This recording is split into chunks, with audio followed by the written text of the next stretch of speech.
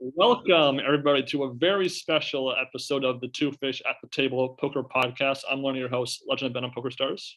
And I'm one of your other hosts, East Coast Sam on Poker Stars, and we are joined by a legend. We are joined by the man who has not only defined poker skill during the sort of the peak poker era in the mid-2000s, the man who warmed the hearts of all across America with his gentleman-like persona at the table, his amazing glasses that would change color, his fossil giveaways when at the table as card protectors, the man who has won over $8 million in playing poker, and 5 of which came during his legendary 2004 World Series of Poker Main Event Championship. Greg Raymer, thank you for joining us here today. Well, thanks. I'm glad we don't have a live audience. They'd have fallen asleep and all that. We'll try not to make them fall asleep.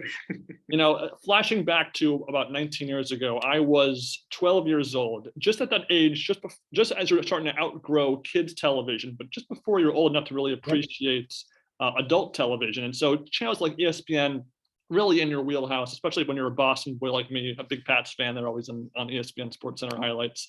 And I stumbled upon one fateful summer, this program called the World Series of Poker, the 2004 Main Event. And I was like, okay, I don't really know poker too well, but maybe I'll watch this. And all of a sudden I'm seeing cards flying around, chips flying around, hands happening, players getting knocked out. And about midway through the season, there's this infamous fight between this guy named Greg Raymer and Mike Matusow happening.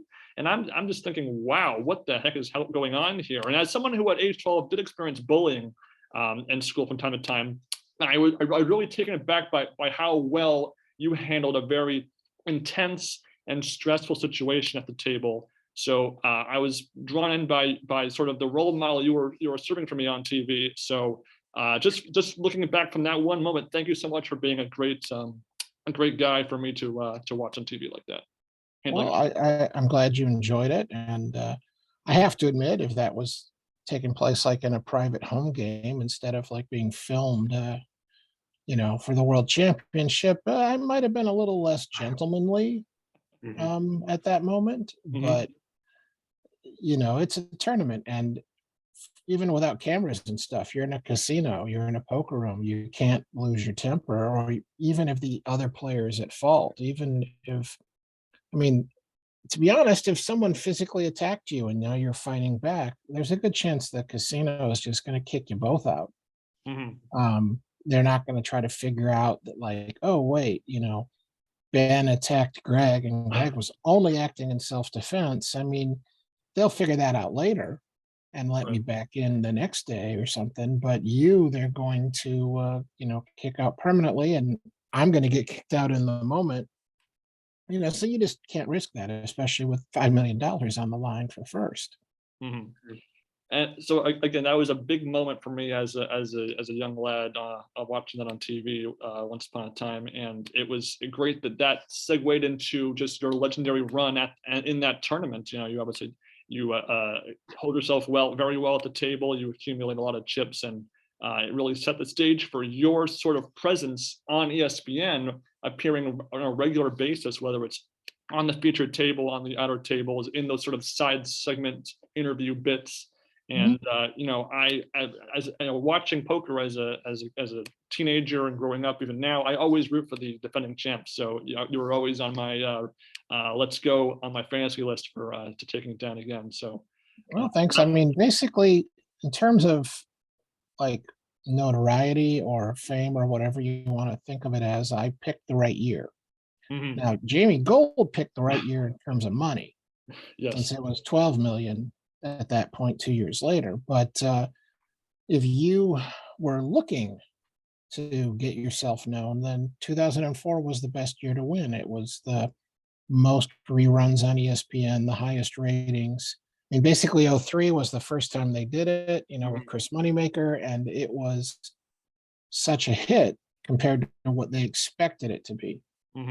And so then the next year they were just showing it like crazy.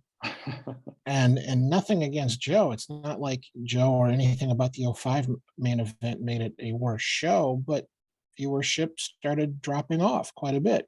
And it was just because Like you got into poker, but there were plenty of your peers who might have been as interested as you were in '04, but then they lost interest.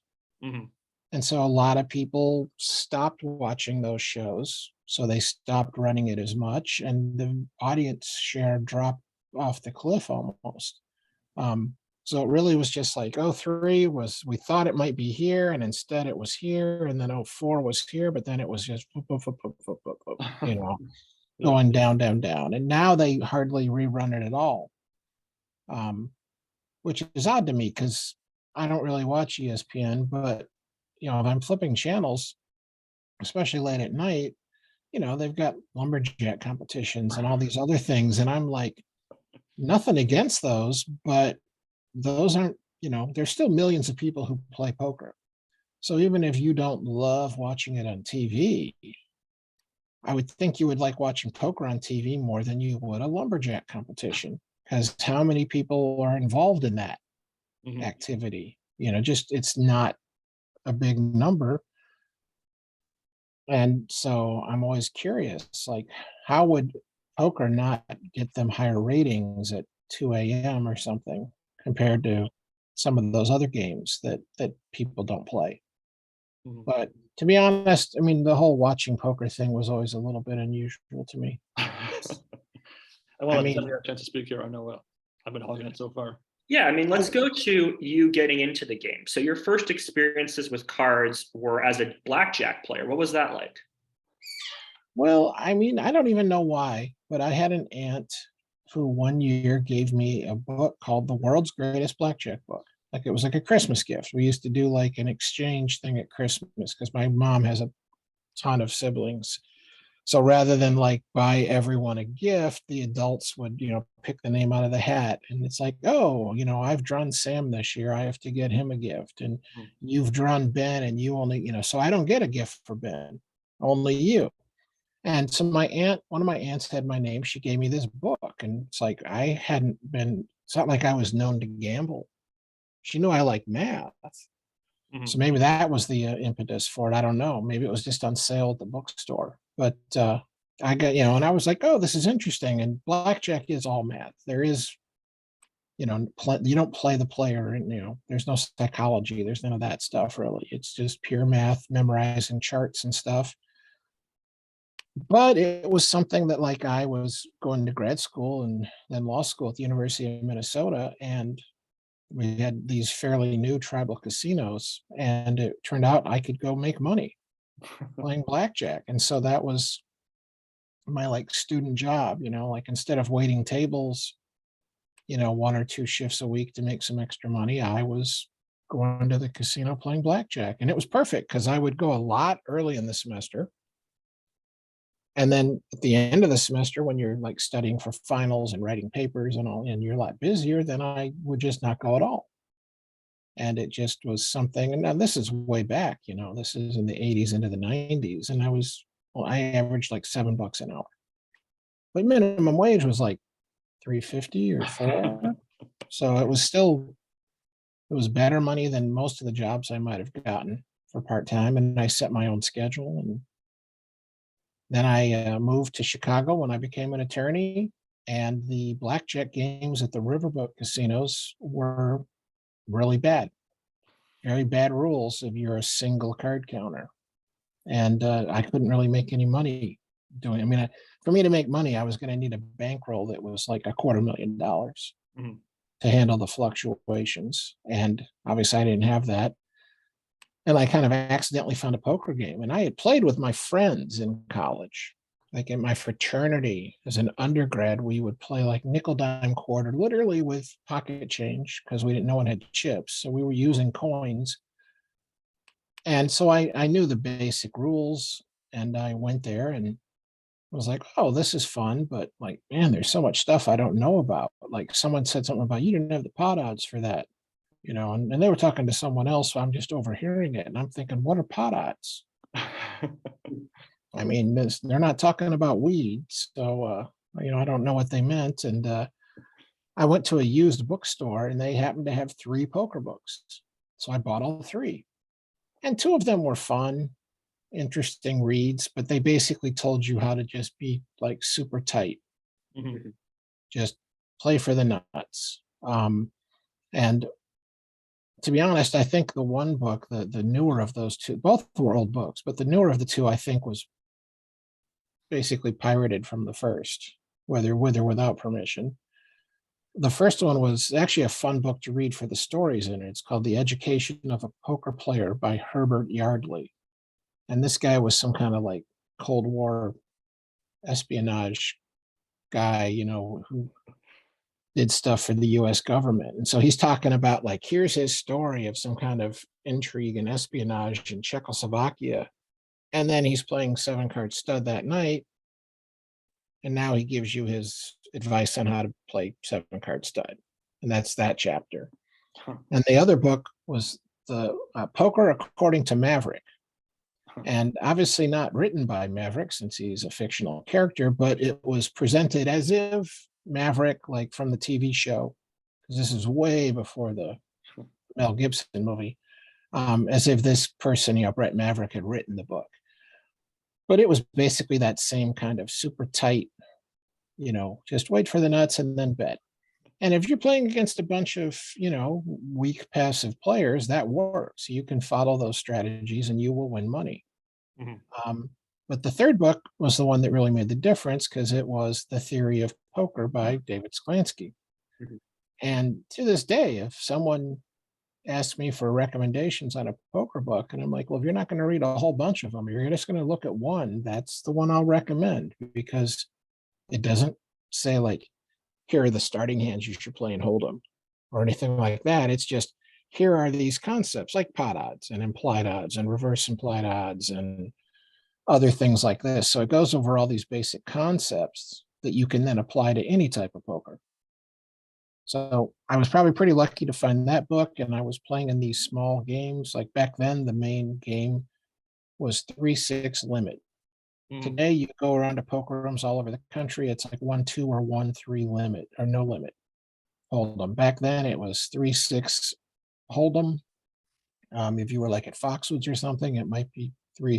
You know, well, it might be like 1-5 spread limit stud or 4-8 stud or something like that. But those are your main games around the country. And so I'm just playing small games like that and just kept moving up to bigger games as I won.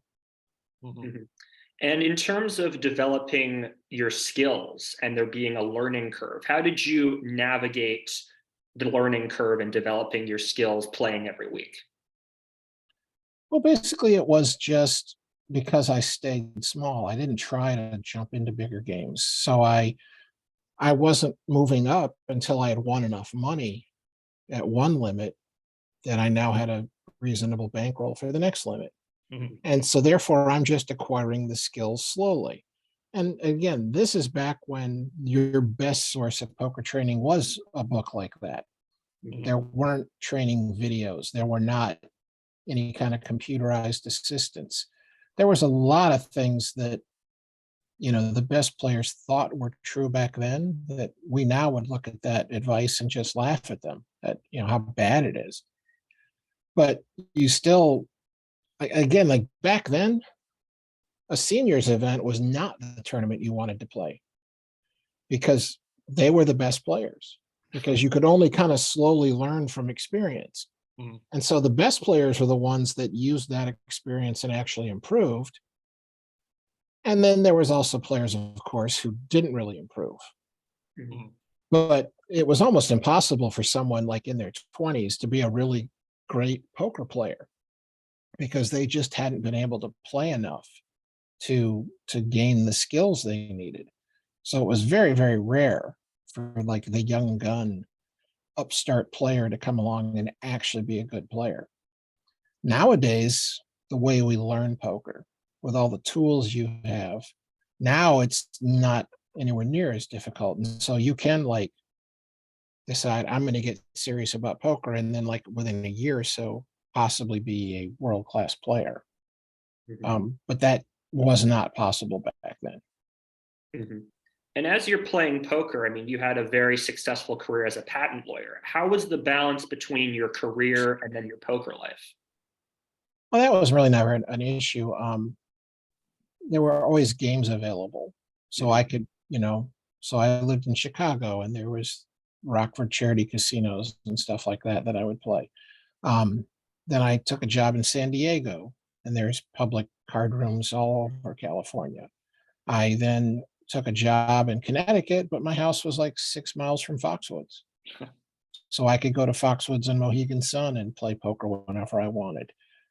So really it was just like I would generally take like 1 week of vacation and go out to the World Series. Mhm. But other than that, it was, just play once or twice a week. And of course, then online poker came along in about 2001, 2002, and I would do that. So I'd come home from work because I had a normal kind of 9 to 5 job Mhm. and, come home, hang out a little bit, maybe, eat dinner with the family, play with my daughter, give her a bath, put her to bed. And now it's only 8 or 9 o'clock. And now I could go online, play poker for 2 or 3 hours. Mhm. Yeah.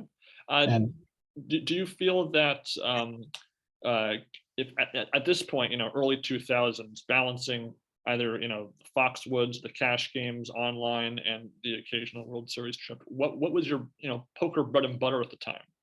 Was there one particular game that was kind of like, I'm going to focus on that, or just kind of like whatever's available at the time? I've always liked all the games. Mhm. And in fact, at this point in time, for probably the last 10 years, I'd say Hold'em is my least favorite game. Okay. Um, so certainly if I was going to go play cash, I might have a game I had in mind. Mhm. But if I was waiting for a seat, then it's like, well, what's the best game available to get a seat in? Or Mhm. even if I'm in the game I came for, if it's kind of like, oh, this 5-10 Hold'em game isn't very good, but man, that 10-20 stud game is amazing, then it's like, try to get into that game. So you always want to be flexible like that. And it's always advantageous to know all the games and all of that. But for the most part, Foxwoods had one tournament per day back then for their regular year-long schedule. Mhm. And 6 days a week, it was stud or limit hold'em. And Tuesday night was no limit hold'em. And so I went and played almost every Tuesday night. So I was probably playing that tournament 40 times a year. And then on Friday or Saturday, depending upon stuff with family and whatever else was going on in my real life, I'd play cash on Friday or Saturday. By the time I won the main event, my bankroll had gotten bigger, and my main cash game was this 75 150 mix game. Mhm. So that would be like a mix of something like Hold'em, Omaha High Low, Stud High Low. Okay. And you would just play like, a round of each game in rotation. Um, and that was an especially juicy game because we had 4 main guys who were the big losers in that game. And between the 4 of them, they were probably dumping 2 million a year into that game. Wow. So there were several guys who were like full-time pros, and that's basically where they made their living. Mhm.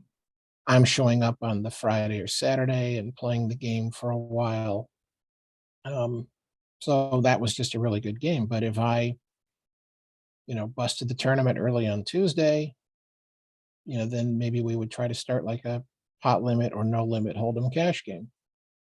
And that would happen a couple times a month, maybe, where we would start that cash game. Mhm. Mhm. Now, when you went to the main event in 2004, you gave yourself 1 in 1,000 odds of winning that tournament. With 2,500 people in the field, that suggests that you felt you were above average then. Yeah. Did you feel you were above average in these cash games and other tournaments you were playing? And what do you feel gave you the edge? Yeah, because if I don't feel like I'm the favorite or not like, I don't mean the number one best player, Mhm. Mhm. but if I was in a game and I didn't feel like I was going to make money on average in the long run, then I don't play the game. Mhm. Now, obviously, if you enter a tournament, it's too late. Nothing you can, if you decide, oh, geez, this is like such a tough field, I shouldn't have entered, but it's too late Mhm. by the time you figure that out. But when it comes to cash games, or even if it's like, oh, normally I could play this game and it would be profitable, but this lineup tonight sucks. Mhm. It's all the best players and blah, blah, blah. Then I just quit. There's just, But I mean, you don't make money at poker because you're so great. You make money at poker because they're so bad. And that's just almost always true. Until you get to fairly high stakes, there's always plenty of bad players in the game. So unless you're also a bad player, then you're going to be able to go anywhere today and sit down at a 1-3 game anywhere in America or probably the rest of the world and be profitable Mhm. as long as you're not another one of the bad players. And the same thing was true back then for the limit games and so on. Now, it could be that I was going to make money at you know, the 4-8 stud and the 10-20 stud and 15-30 stud. And maybe by the time I got up to 75-150, maybe not. Because that was most of the cash games at Foxwoods before the poker boom were these different limits of stud. So that was certainly possible, but that just meant you needed to recognize that and not play in the 75 stud game if that was the case and move back down to 10-20 stud or whatever. One of the biggest mistakes I see amongst players who are fairly good is like they do really well. It's like, oh, I have the bankroll now to move up to this bigger game, but they're not really profitable at that game. And they now, for ego reasons, aren't willing to step back down. Or even if I can beat the 75 stud most of the time, but man, tonight it's none of the fish. It's like none of those 4 producers are in the game. It's all the toughest pros. But they're like, but I'm not going to, the next game down is a 15-30 limit stud game instead of 75 mix, and their ego won't let them go play 15-30. Mhm. Which is that's a mistake, and it's going to cost them in the long run. This podcast was really formed on nostalgia for those classic main event ESPN broadcasts. And really, in those first couple of years, I think really is the best exhibit of just flat out bad amateur poker play in Oh yeah. the 04, 05, 06. And what I kind of analyzed from watching this is like maybe the 3 cardinal sins by these amateurs is one is overplaying like Broadway cards, like floating on a flop where it's like 3-7-4 and they have like ace queen and they just call a bet and then check fold the turn when there's a blank. That's kind of one thing I noticed. Number 2 is bet sizing was extremely off. You have these ludicrous 25 30x raises and then maybe like an amateur bets like 10% pot in the river, weird stuff like that. Yep. And then I think the third one is just overplaying maybe a draw, just kind of little things like that. And when you were in the that poker wheelhouse, playing against these kind of players during that era, did you find that it was particularly easy to capitalize on these amateur mistakes in those early goings of those tournaments, or was it a bit less simple in that compared to what we might see on TV, for example? No, it was definitely way easier. Mm-hmm. So in other words, like as a no limit hold'em tournament player, I am years, just massively better than I was in 04. Mm-hmm. So much better. I would destroy my 2004 self. Mm-hmm. But relative to the field, I'm not as far ahead as I was back then. Mm-hmm. People used to gift you chips on a reasonably frequent basis if you were a good enough player and knew when to accept the gift. I mean, I won lots of huge pots on my way to winning that event that were, fairly laughable. Now, like my first double up in that tournament, wasn't ridiculous. I call a raise with pocket eights. It comes out something like Jack 8-4, and we get all in. And my card has 2 kings. So that's not like totally ridiculous, but it was only level 2. So the blinds were like 50, 100, no ante, and I'm doubling up a 13,000 chip stack. Mm-hmm. So, I'm getting in and, I'm putting in like three blinds pre-flop and then the other like 130 on the flop. So yes, you would say to the guy with kings, like, come on, what could he have that, you think he's stacking off here with 2 queens. So you could say it's a mistake, but it's not like it's some ridiculous horrible, like there's 0 chance it's a good play. Mm-hmm. But then later in the day, I win a huge pot and knock out someone who was at the time considered like a quite a good player. Mhm. Not anyone who ever became famous, from poker on TV or anything, but they were considered a, well above average player. And now I play this hand where someone else, and I don't remember who they were, raised. And this player called on the button, and I called from the big blind with, I think I had 4 or 5. I don't remember if it was suited or not. And now I check the 2-3-6 flop, and the pre-flop raiser bets, and the button raises, and I re-raise.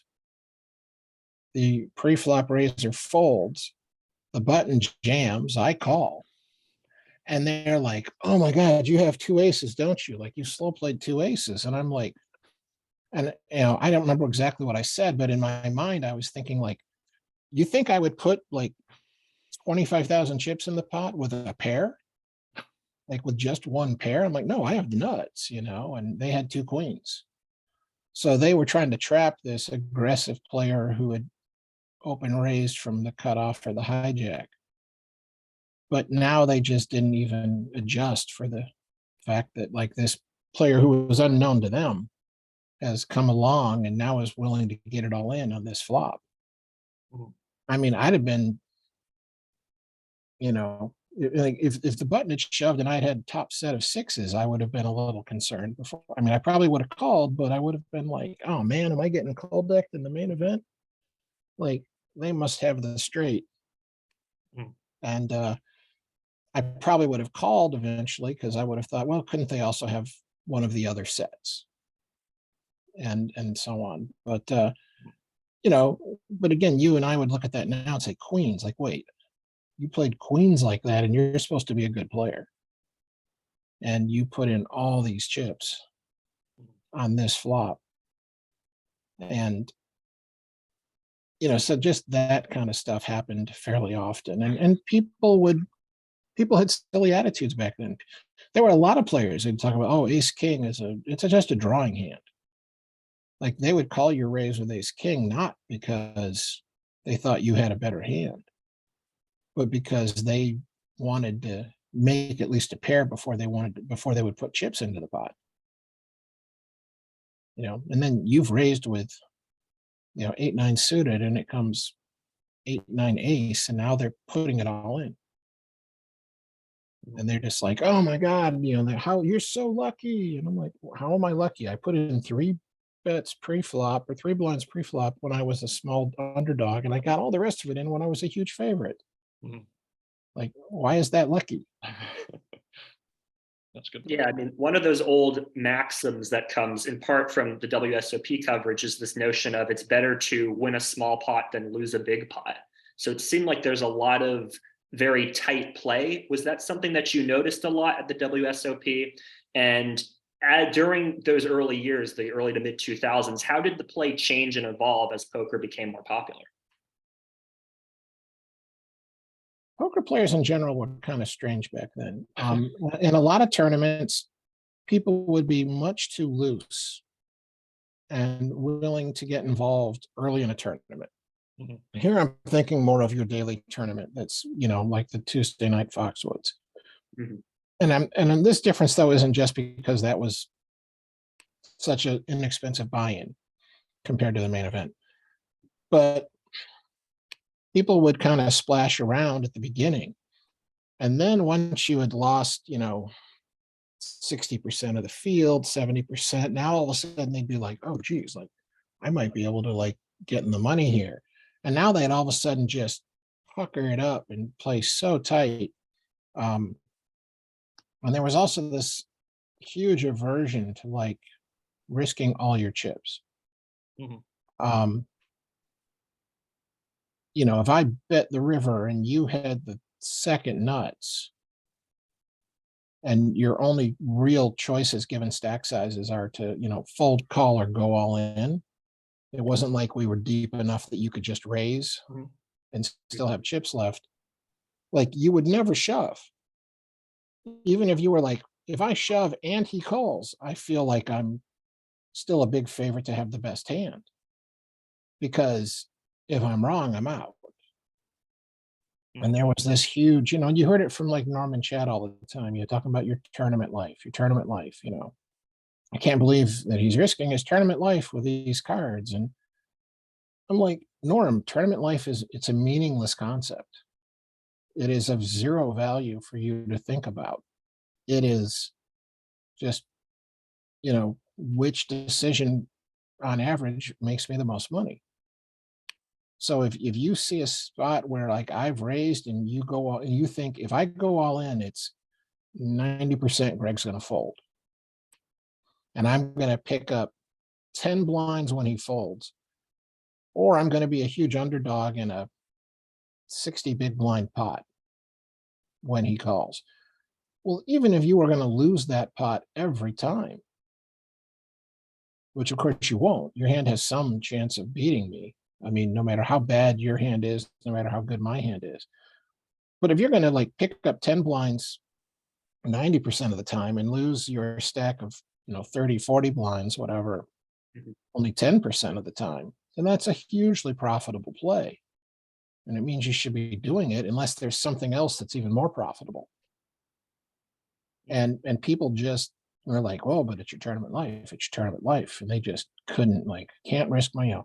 I would see people, it would fold to their small blind and they would look down and be like, oh, I always go broke with this hand. And then they would just fold like ace queen. Like it's just them in the big blind and they have like 8, 9, 10 blinds in their stack. And they're like open folding and showing ace queen, like, I always go broke with this hand. I'm not going to go broke with this hand again. And it's just like, what is wrong with you? Like you can open shove any 2 cards here and it's probably profitable. And you're going to fold one of the, top 5% hand. Like you're insane. And just people just had these strange attitudes about stuff like that. Mm-hmm.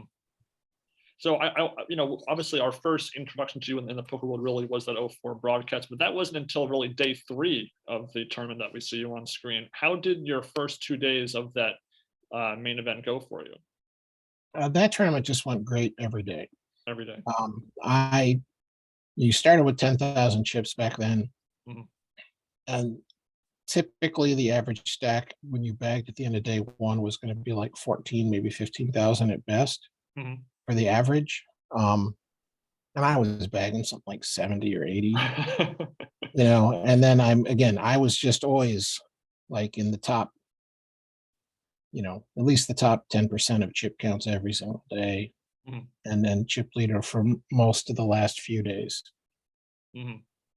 And then you were on the outer tables for those first couple of days, and then you get brought into the featured table with a cast of characters, Mike Matusow, John Murphy, John Esposito, a lot of guys that were pretty prominent here and there in the in that broadcast 19 years ago. What was your experience like being on that TV table?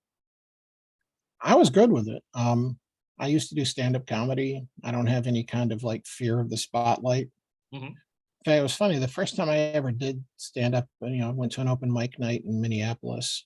And as I walked up on the stage, I was nervous for about 1 second, 2 seconds. And then it was just my attitude has always been there's 3 types of people in this world. There's friends, enemies, and strangers. Mm-hmm. And if I screw up and you're a friend, you'll forgive me.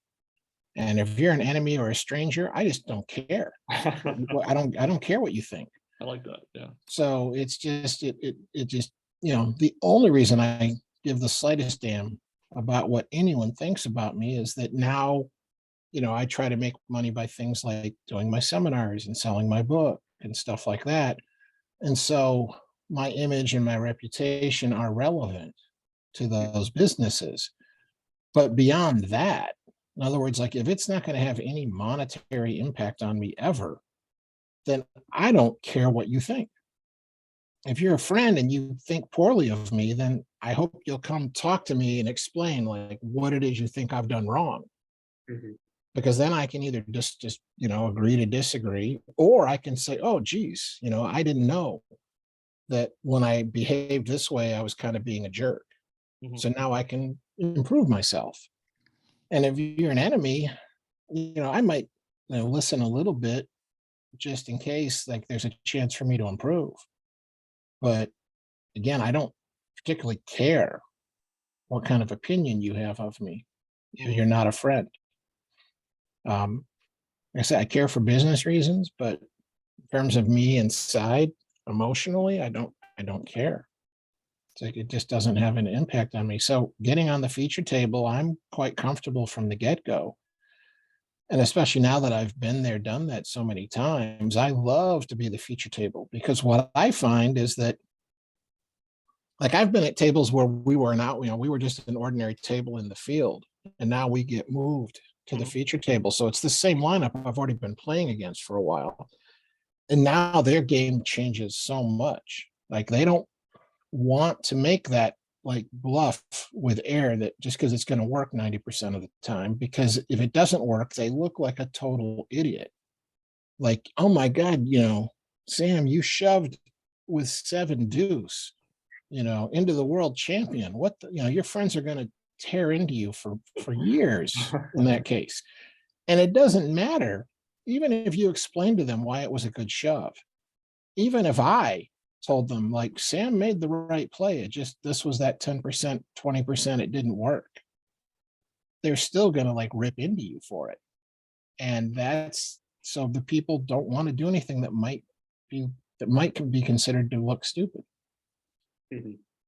Now, the atmosphere in 2004 in the main event, I've seen it described as almost a circus-like atmosphere, that you had players lining up outside, supposedly trying to come in, and fire marshals saying, if you don't clear these tables out of the aisle in 10 minutes, I'm going to shut the casino down, things like that. Did you notice that atmosphere at all? Is that a bit of a misconception? That's a misconception. I wouldn't say it wasn't a circus, it was just crowded.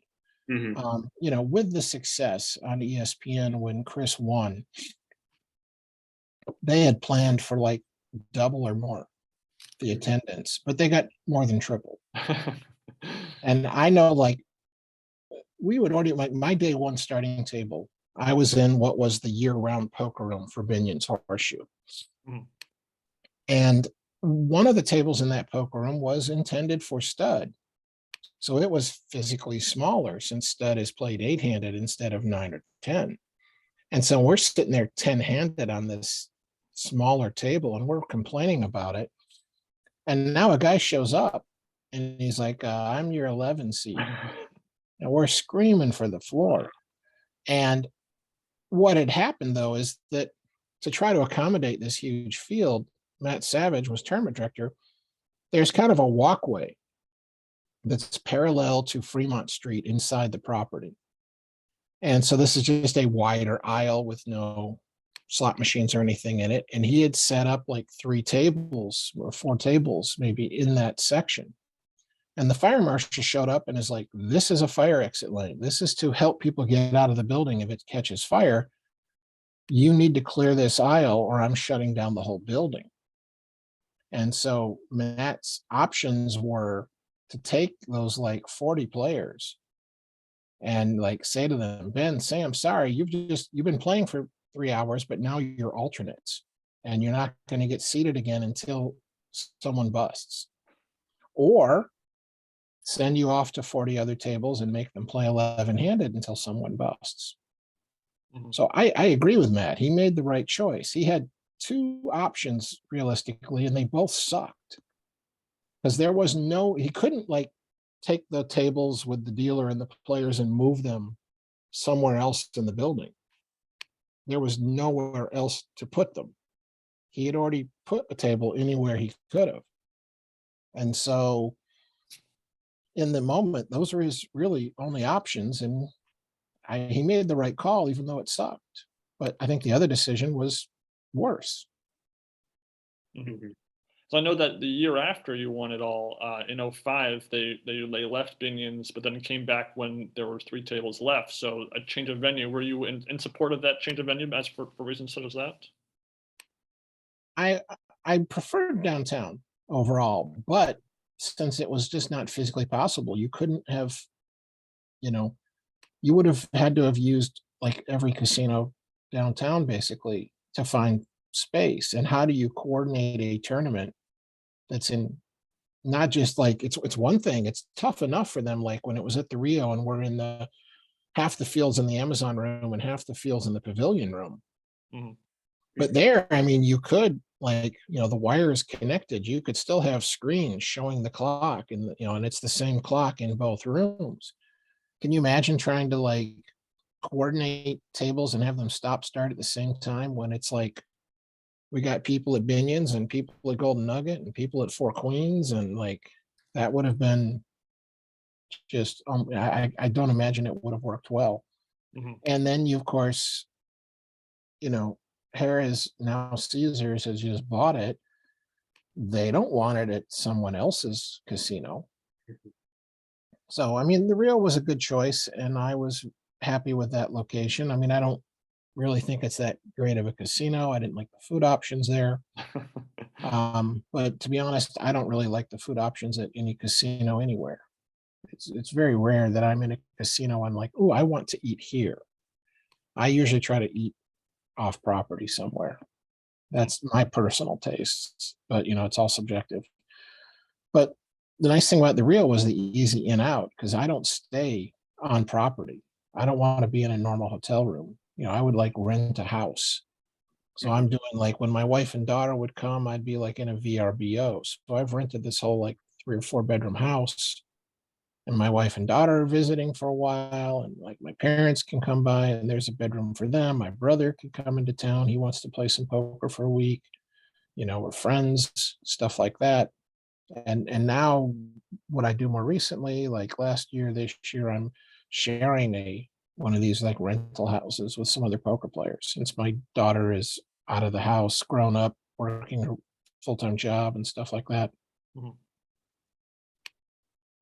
Did it take time for you to figure out how to live during the main event, so to speak, when to eat, what to drink, where to stay? It wasn't an issue. Like downtown, it was easy. Mhm. Like it was funny. Like of course, you've got thousands of people all trying to use the restrooms and stuff. Mhm. I went out the side of the building, and there was like this little dumpy slot parlor casino next door. I don't remember if it was always Mermaids. Certainly, it was. I think it was just still, yeah. The whole time I went, I think it was called Mermaids, and I would go in there to use the restroom. Mhm. And then I would walk across the street from Mermaids, and there was like one of those like gift shops with the t-shirts and all that junk. But they just had like a soda fountain, and it was like, oh, like 99-cent refills. So I had like this big monster sized cup you'd probably see on the table in that footage. And I would, so, by the time 2 hours was over, I'm empty. And I would go over there, use the bathroom, go to the other place, fill it up. If there was people lined up to pay, I would just like wave my drink at the person at the counter and throw the dollar bill on the counter and then walk back to Binion's and, you know, easy to do. And then on dinner breaks, actually, it was funny. Now, a good friend of mine used to live in Vegas. He's one of my best poker friends. And so he's down there sweating me when I'm doing well that year in '04. Mhm. And we were going on, he asked me, like, what do I want for dinner break? And I was like day 3 or something, I think. And I'm like, I just want something light. Like, let's go down to Golden Gate. They have like dollar shrimp cocktails. And I'll just have a couple shrimp cocktails, just, protein you know, and so we go down there and I get like a shrimp cocktail. And at that point, I just said, I am a little hungry. I get a tuna salad sandwich, and it's like you get the stuff and it's on a tray, and now you have to pay. And there was like no good place to set the tray down. I'm trying to like, where do I set my stuff down so I can like get my wallet out? And he's like, you go sit down, you relax. I go, I'll take care of this. So he ended up buying dinner, Mm. and then at the end of the night, I'm the chip leader. So he comes around like an hour before dinner break the next day, and he's like, okay, dinner break's in an hour. I'll be back then. He goes, we're going to Golden Gate. You're having a shrimp cocktail, tuna salad sandwich, and I'm buying because we're not changing it up. And so I'm not superstitious, but to accommodate him, I was just, yeah, fine, Vince, we'll do it your way, buddy. And so until the final table, that's what we did for dinner each night. It's a good story. And Jimmy Gold had his blueberries. I know that Joel Brunson has his Casper car protector, and we know now what you have, the lucky dinner. So I can add that to the list of good luck charms. Well, like I said, I'm not superstitious, but you know, I'll keep him happy. He's there helping me and sweating me and stuff. The day of the final table when we had dinner break, like by then, like my wife had flown in with our daughter, my wife's sister, my dad, and so we decided we're going to go to like the Binion Steakhouse upstairs, and so I just, you know, left her in charge of dealing with paying and all that and everything else, and but fortunately that was like a short day anyways. It was one of the shortest final tables ever, I guess. I forget exactly when we started it. It was like noon or Mhm. a little earlier or later than that. I don't remember now, but I know that like when it was done and pictures and interviews and all that, I was up in my room at Binion's before 11. Wow. And people like, what did you do? You know, you just won $5 million. Like, did you go to the club and party? You did. Like, look, I don't drink. I'm allergic to alcohol. I don't like loud and crowded places. So I'm never going to a club voluntarily ever. If you see me in a club, like someone must have paid me to be there or something. Like I don't like it. And so, and I had my little like $25 a night room at Binion's, and these are dumpy rooms. Yeah. And so, like I said, my wife, daughter, her sister, my dad are there. So, you know, we all go up to my dumpy little room. The TV is still the kind where you crank the handle to change channels. Like it's like, you know, oh, 2 through 13. And then if you want the VHF or is it UHF, the higher ones, you have the dial where you have to tune it like a radio and try to get a channel. And we figured out which were the three major, like NBC, ABC, CBS. And I was just sitting there cranking between those because we were going to watch that coverage. Mhm. And we caught it on two of them and apparently missed it on the third. And so now it's 11:30 and I'm dead tired and everyone else is tired, you know, like they're all on other time zones and stuff. And so everyone just went back to their own rooms and we went to bed. That was it. Nothing. We watched the news together and we all went to bed early. Like that was it. Wow. That's funny. So talking about that final table, because it was you began that final table as the chip leader. You had about like 8 million and change out of about 26 million chips, so about a third of the chips. And really, you know, it really kind of just went so smooth for you. You It did. knock out the late Mike McClain. You know, I want to give a shout out to his unfortunate passing Yeah. a couple weeks Yep. ago. Yep, I heard about that from Chad Holloway because he reached out to me for, you know, if I had anything to say for his article in pokernews.com. And that was said. I didn't get to know Mike terribly well ever. I mean, you know, we didn't live in the same place or whatever, but he just always seemed like a really just nice, genuine guy. Yeah. And a good poker player. Yeah, you know, he popped up in the main event coverage a couple times, particularly 04, but also in 2013. And so you knock out him coming from behind, and then you do the same to Mr. Matthias Anderson, Yep. the young prone to shouting at times, "Ja!" at the table. The screaming Swede. Yeah. Yeah, and so things are just going very smoothly for you. But you know that actual ESPN broadcast was really it was a 145-minute episode to cover the whole table. So we really don't see too much beyond the bust out hands, besides one or two hands in between here and there. Was there any drama or crazy hands that happened that we didn't see on TV? No, I don't think there was any hands that were of any significance. Mhm. And at this point, I surely don't remember them. So if I did like take a bad beat, then it must have been a small pot, Mhm. you know. And to be honest, I know I did. I know I didn't take a bad beat because I took two bad beats the entire week. Mhm. But I also only gave two bad beats, and that was those two hands you mentioned Uh-huh. against Mike and Matthias. Other than that, I never got it in bad and then beat somebody. Mhm. You know, I was, and if I did, it would have had to have been some tiny little pot I don't remember, you know, like Sam open shoves, you know, 2x and I call from the big blind without even looking at my cards. So if anyone else comes up and says, well, you put a bad beat on me, I'm like, well, then I bet it was something like that, where it was like a super tiny pot. And it was important to them because it was their tournament, that ended, but it was not one that really had a big impact on my chip count. Mhm. Otherwise I think I would have remembered it. Mhm.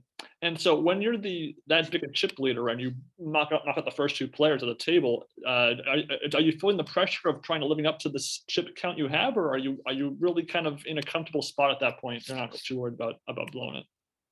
No, I mean, I'm very much a huge proponent of just play each hand, Mhm. and don't worry. Um, like I used to get asked a lot, people were like, when did you know you were going to win? And the thing is, if you go to someone who just won any big tournament, not just the main event, and you ask them that question, a lot of them will have a specific answer, like, oh, like yesterday when we, we're down to 15 players, and then I made this hero call and I was right. That's when I knew I was going to win the whole thing. And I always find that answer kind of bullshit. I'm like, look, your skill is not, your self-confidence may have gone up because of that. And that may mean that you're going to be able now going forward to play to the best of your ability and not play lower than that ability. Mhm. But you just win some big pot, important pot like that, and you now have 10% of the chips. Like, come on. If it's 10% of the chips and it's you and 14 fish left, you are not anywhere near 50% to win this tournament. Mhm. It just isn't the case. So when I would get asked, like, when did you know you were going to win? I was like, well, when I went all in and David called, and then and after I saw his cards, that was the moment I knew I was going to win. But if you had said to me, like, how about when you started heads up, you had almost 70% of the chips. Like, didn't you think you were going to win? I'm like, I thought I was like 75 to 80% likely to win. But that meant it was 20, 25% that he was going to win. Mhm. And that's how it was going to work out that percentage of the time, give or take. I can't obviously be exact with that number, but I gave myself some skill edge against David, and we were still very deep stacked. I mean, the big blind was 100. We had 25.6 million. Yeah. So, I mean, we got average stack between us of over 125 bigs. That's very deep. So, it's not going to just be dumb luck that decides it, probably. Mhm. There is a lot of skill playing that deep heads up, but it wouldn't matter if he had been a horrible player. And he wasn't, of course, he was a very good player and is a great player. But, even if I'd been 10 times better than him, he still had, a fairly good chance of winning it all at that point. So I don't really get it when people are like, oh, I knew I was going to win, like, no, Mhm. that's self-delusion in my opinion. Talking about the rest of that final table, the cast of characters there, Dan Harrington had, one of the most impressive Yes. back-to-back main event runs. I think maybe until your back-to-back runs that year and the year after. He got, third place the year prior and then finished in fourth. But then I know that you mentioned that Josh Arieh, you mentioned to him that he was your strongest competition. What was it about Arieh's game that made him your biggest threat at the table? Well, he's super loose and aggressive. So, if we just took those final 9 players and had us play, over and like all day long, day after day after day after day, Josh was probably going to be the toughest opponent Mhm. because he's highly skilled and he's getting involved a lot more often. So you're just going to have to battle with him that much more often than someone like Dan, who is more patient and more likely to be waiting for premium starting cards. Mhm. Um, and then also, I had not played against Dan until we did the unofficial table of 10 the night before, whereas I had been at the same table as Josh for much of the previous 2 days before the final table. Mhm. So I probably played 8, 9, 10 hours at the same table with Josh before we made it to the final 10. Gotcha. So, and he is a very tough opponent. Mhm. Now, I'm going to bring this up too because I love this story. Mhm. at one point we're playing, I'm about to be the big blind for 20,000. Like we've just finished the hand before, the dealer is gathering the cards. And I've got like two 10K chips in my hand. And all of a sudden, as the dealer's starting the shuffle, I'm like, this was on the feature table too. I'm just like, man, I said, this is crazy. I'm like, this is like $20,000 of real money. Like two people paid $20,000 for these two chips I'm now holding. And someone's like, so? And I'm like, well, like, I'm basically just posting blind a new car. And someone's like, what kind of car do you drive? And I'm like, look at it, for 20,000, I can go get like a brand new Honda Civic with a lot of extras. I can get and I drove Honda Civic for years. I love Honda Civic, I'm like, so I can get this really nice new Civic for this. And I'm just putting it out there like it's nothing. And people are still kind of teasing me about like, why don't you drive a better car or something? Yeah. So now the cards get dealt and Josh Arieh is on my left. And he grabs 60,000 chips. And as he's tossing them out on the table, he says, make mine a Lexus. And I thought that was, like I wouldn't say Josh and I were friends or friendly at all at that point in time. We're good friends now. We get along great. At that time, no, we were button heads and I would not say there was any love lost between us.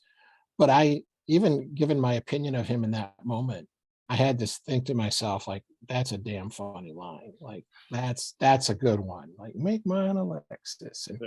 And Toyota is a sponsor. And I'm like, I was shocked when that did not make it on TV. I'm like, Toyota would be like, yeah, we love this little banter. And now it's the Lexus. That's the, one of our cars. That's the good, better car, not the Civic. But I suspect what happened is like that was a nothing hand. Probably. And when the editors are digging through footage, they probably just be like, okay, under the gun raised, like everyone folded, like they're not even listening to audio. They're just like fast forwarding through the video. And, to be honest, I don't even know if you could back then, like fast forward and hear it without it being Alvin and the Chipmunks.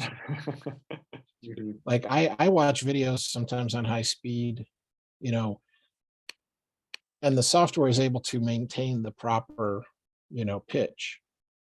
Your voice still sounds like you. It's just you're talking really fast like this instead of talking like this. It condenses it, but it doesn't, it's not like your record player when you spin it faster and now the pitch goes up. But I don't think any of the players back then could do that. So these editors probably weren't even listening. They just were like, nothing much happened here, and they're going to the next hand. And so it's too bad because he deserves the credit for that. That was for just a spur of the moment joke. That was a great one. Speaking of Josh Arieh and the editors for a moment, I mean, Josh Arieh comes off in the coverage as, shall we say, mean and testy in a lot of his interactions. Was that an accurate edit of his table demeanor? And do you feel that anybody else got an inaccurate edit in the 2004 main event? I don't think anyone I played with was presented as a whole lot better or worse than they are. Okay. To be honest. So, I mean, Josh, again, I don't think describes him currently anymore, but at the time he was super arrogant. And he was sure that he was way better than anyone else. So I think that was one of the reasons he seems so unfriendly towards me, is that like this son of a bitch is like winning chips from me. And I'm sick of it. Like he's not better than me. I should be winning his chips. And I don't think he had much ability to acknowledge how good other players can be. And I don't think that's an issue for him anymore. Basically he's grown up since then, but he's quite a bit younger than me, and I was like almost 40 at the time and he was still maybe in his late 20s or something. So, and I definitely was a lot more arrogant when I was 28 than when I was 38 myself. I definitely, and when I was a kid, I was super arrogant and, overconfident and all those things. So I don't think he was terribly misrepresented. Certainly, they decide you're going to be the villain, they're going to play that up a little more. It's kind of like Mike Matusow was made into the villain, but he gives them lots of footage for that. Now, again, most people like Mike, Mhm. even back then and today. But when you don't know him and, he's saying all these, things to you, you're just like, this guy's a jerk, I hate this guy. And what they often would leave out, though, is things like he would say something nasty to another player. And then, the hand is over. And while the dealer's shuffling, he would walk around the table and apologize, kind of Okay. like, oh, like Ben, man, that was too much. He goes, I lose control and I go too far. And I shouldn't have said that. That was too much. Mhm. And that kind of thing wouldn't get shown on the TV show. They would show him hitting Ben with the zinger. Kitty game is down the block, and everyone's laughing at Ben, and that's what would get on TV. And then if he went around and apologized to Ben, like, oh, I went too far. I'm sorry.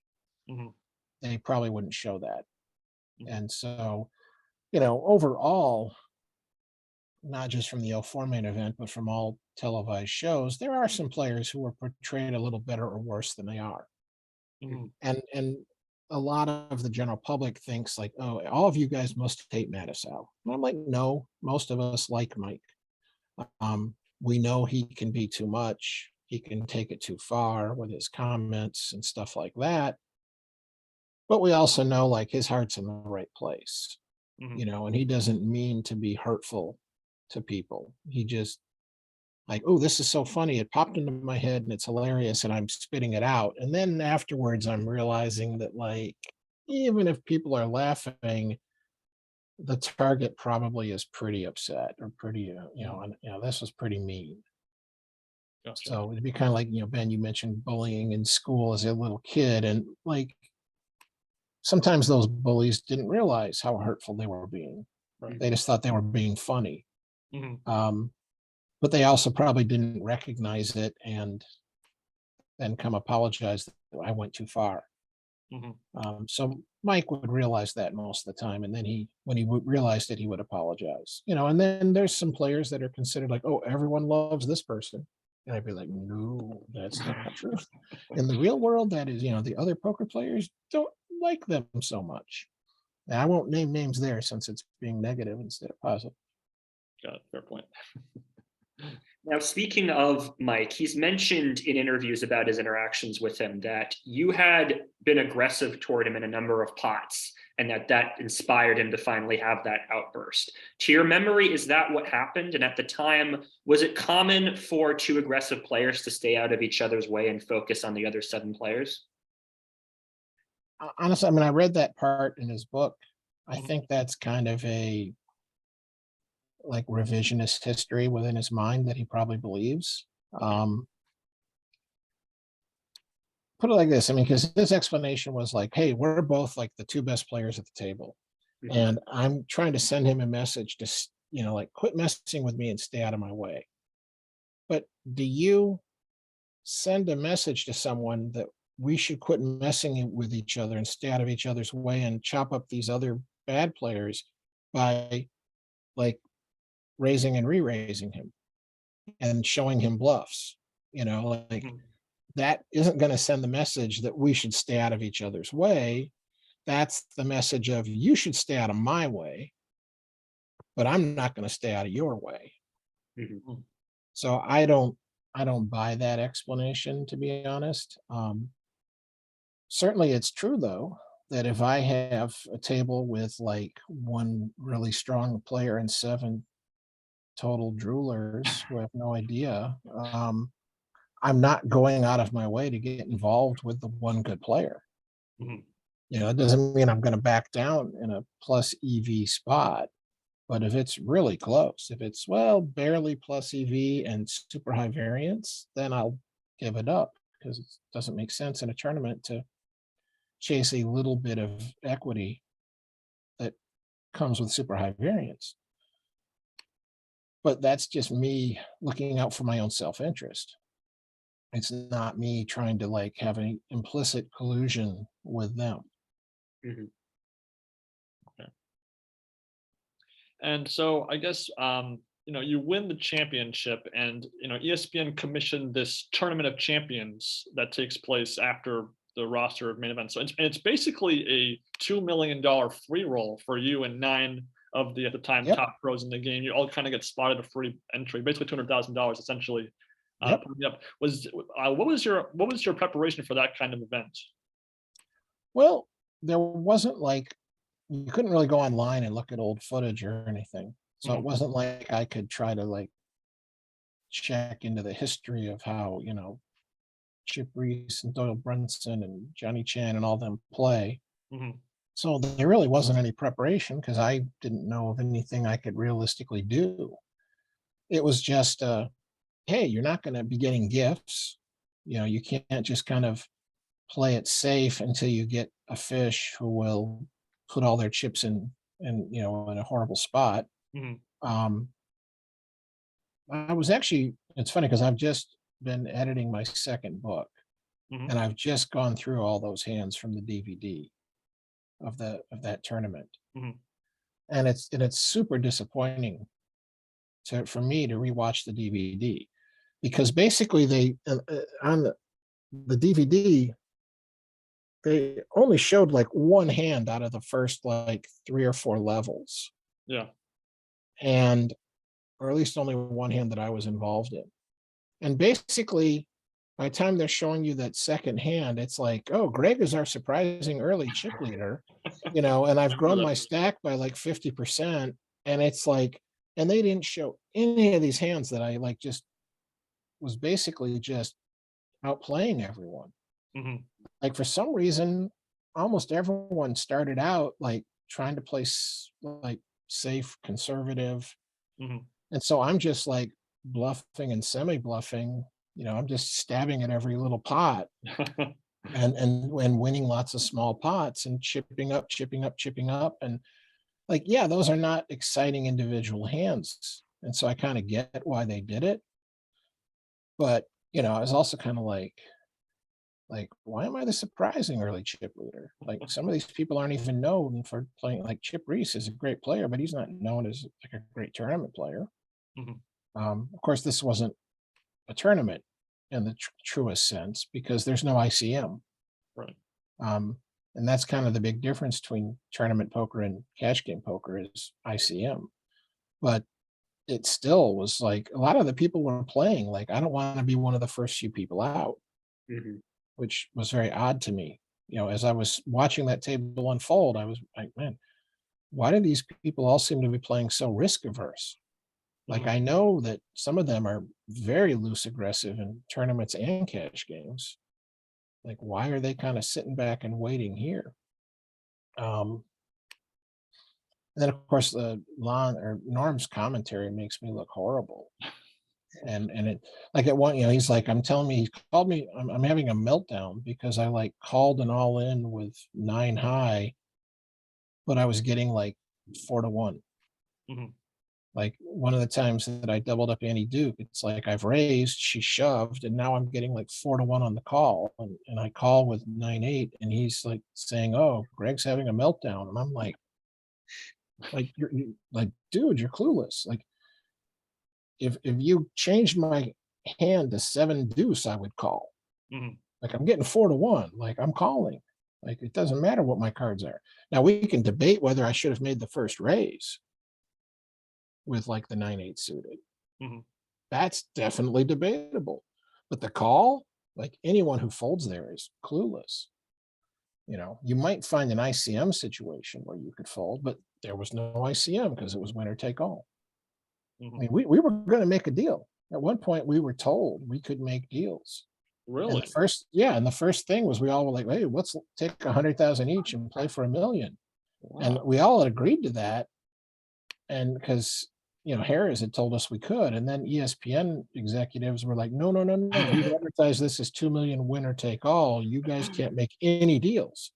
It's Uh-huh. like, okay, fine. Like you giving us a free roll. We're not going to argue with you or Mhm. anything.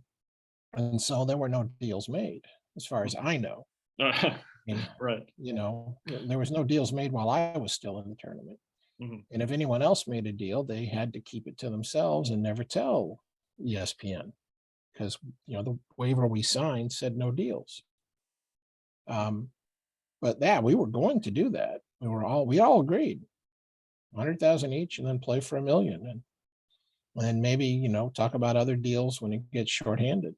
Mhm. I'm like, yeah, I'm not going to like turn down a fair deal against 9 of the best players in the world. Mhm.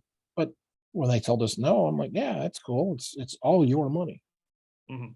I think the only thing that ESPN and Scissors would change now, if they were doing it again, they like, we don't have to offer these guys 2 million. Like they'll all show up if it's a 200,000 winner take all. They'll show up. Like we didn't need to put up two. I think they thought like we got to make this enough money that like Doyle and those guys are going to show up for it. Mhm. I'm like, they would have shown up for a lot less. Right. You know, 500,000 definitely would have gotten everyone to accept. So, you know, I think that's the only thing they really would regret in hindsight is Well, giving us more than they had to. Mhm. I mean, there was like another. It was like '09. They did like a special event, and you had to be a main event winner to play. And yes. the prize was like a classic '73 Corvette, like the year of the first WSOP that Tom McAvoy won and immediately sold for, and he didn't even get like it was less than 30,000 Mhm. that he got for it. It was like 24,000 something like that someone paid him for it. And it's just like, And I think wasn't that tournament also the same one? It was at the same time as while you were playing in the 40K yep, final table that you got third place in. So that was some interesting timing, I guess, for that one, considering they had. yeah, I'm playing this final table and it's kind of like, oh yeah, okay, like I'll come play they wanted me for like the photo ops and like the official first hand. And so they scheduled an extended break in the 40K, like instead of a 10-minute break or whatever it would have been, they made it like a 30-minute break. So I had time to come over while they're doing introductions, one at a time, each champion, and then group photos and sit down and start playing. And I looked at my first hand, folded it, and then it was like, okay, I gotta go. And I went back to the 40K final table. And when I did bust that hours later in third, I like, oh, I've been getting blinded out, but I still have a few chips. And I came over in the first hand, I had like king, queen, went all in, got busted. And so I only played 2 hands in that tournament, but I wasn't giving up much equity. So it wasn't even like the next break in the 40K. It wasn't like I was going to run over and like play a couple hands Mhm. because I'm like, no, I want to focus over here on the 1.7 million for first.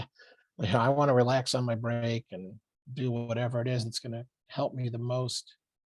I could come over here, find a good enough hand, get all in, bust, and now maybe that, you know, is emotionally, even if it only changes your emotion slightly, it's like, oh, now I'm in a slightly less optimal frame of mind competing for 1.7 million instead of for a $25,000 car. Yeah. Makes sense. Yeah. So, in terms of becoming the main event champion and an ambassador of the game, going from being a patent attorney to this celebrity, what was that transition like for you in 2004? It was interesting. And certainly I'll let anyone out there, like, you always hear about people who just like, I want to be famous.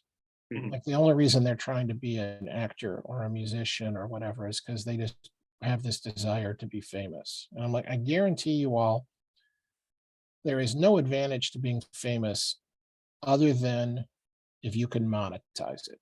Mhm. So maybe you want to be famous because you can use that fame to make money. That is it. You do not want to be famous in some fashion, even famous in a positive manner. So not infamous, but famous and people like you if there's no way to monetize it.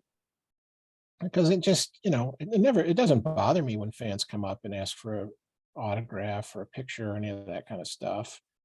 But there are times when it can like be a little too much.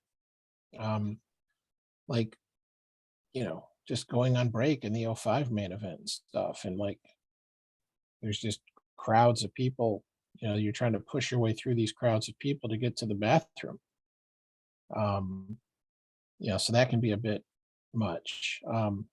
We would always take like a trip to Disney World almost every year with our daughter. And then after that was on TV in '04, it was like, if we went to any of those parks, any of the 4 parks for the day, I was going to get over 100 fan interactions of people who were like, again, photos, autographs, handshakes, ask questions.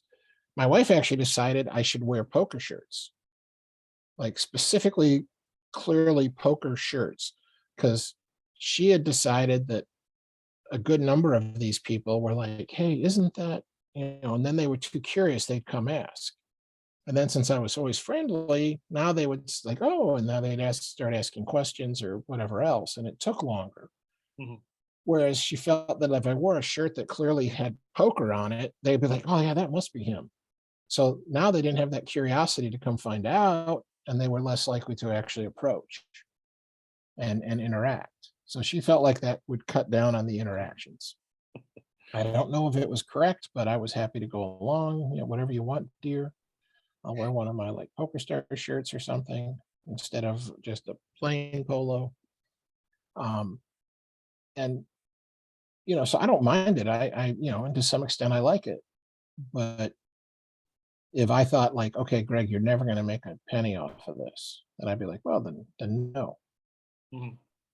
No, because one of the doors that being the main event champion opens for you is you get invited to a lot. There were a lot of different poker television shows at the time. You had Poker Superstars Invitational, for example. You had there's the Poker Mhm. After Dark, High Stakes Poker. All these shows are always trying to get the biggest names in the game. Did you were you tempted? What factors led you to consider or to accept or decline invitations to shows like that?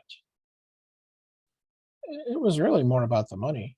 Mhm. Now, in some cases, it's easy. Like Poker After Dark, the typical episode was I forget now, what is it, 25,000 per player, like six-handed, Mhm. and the winner gets 150.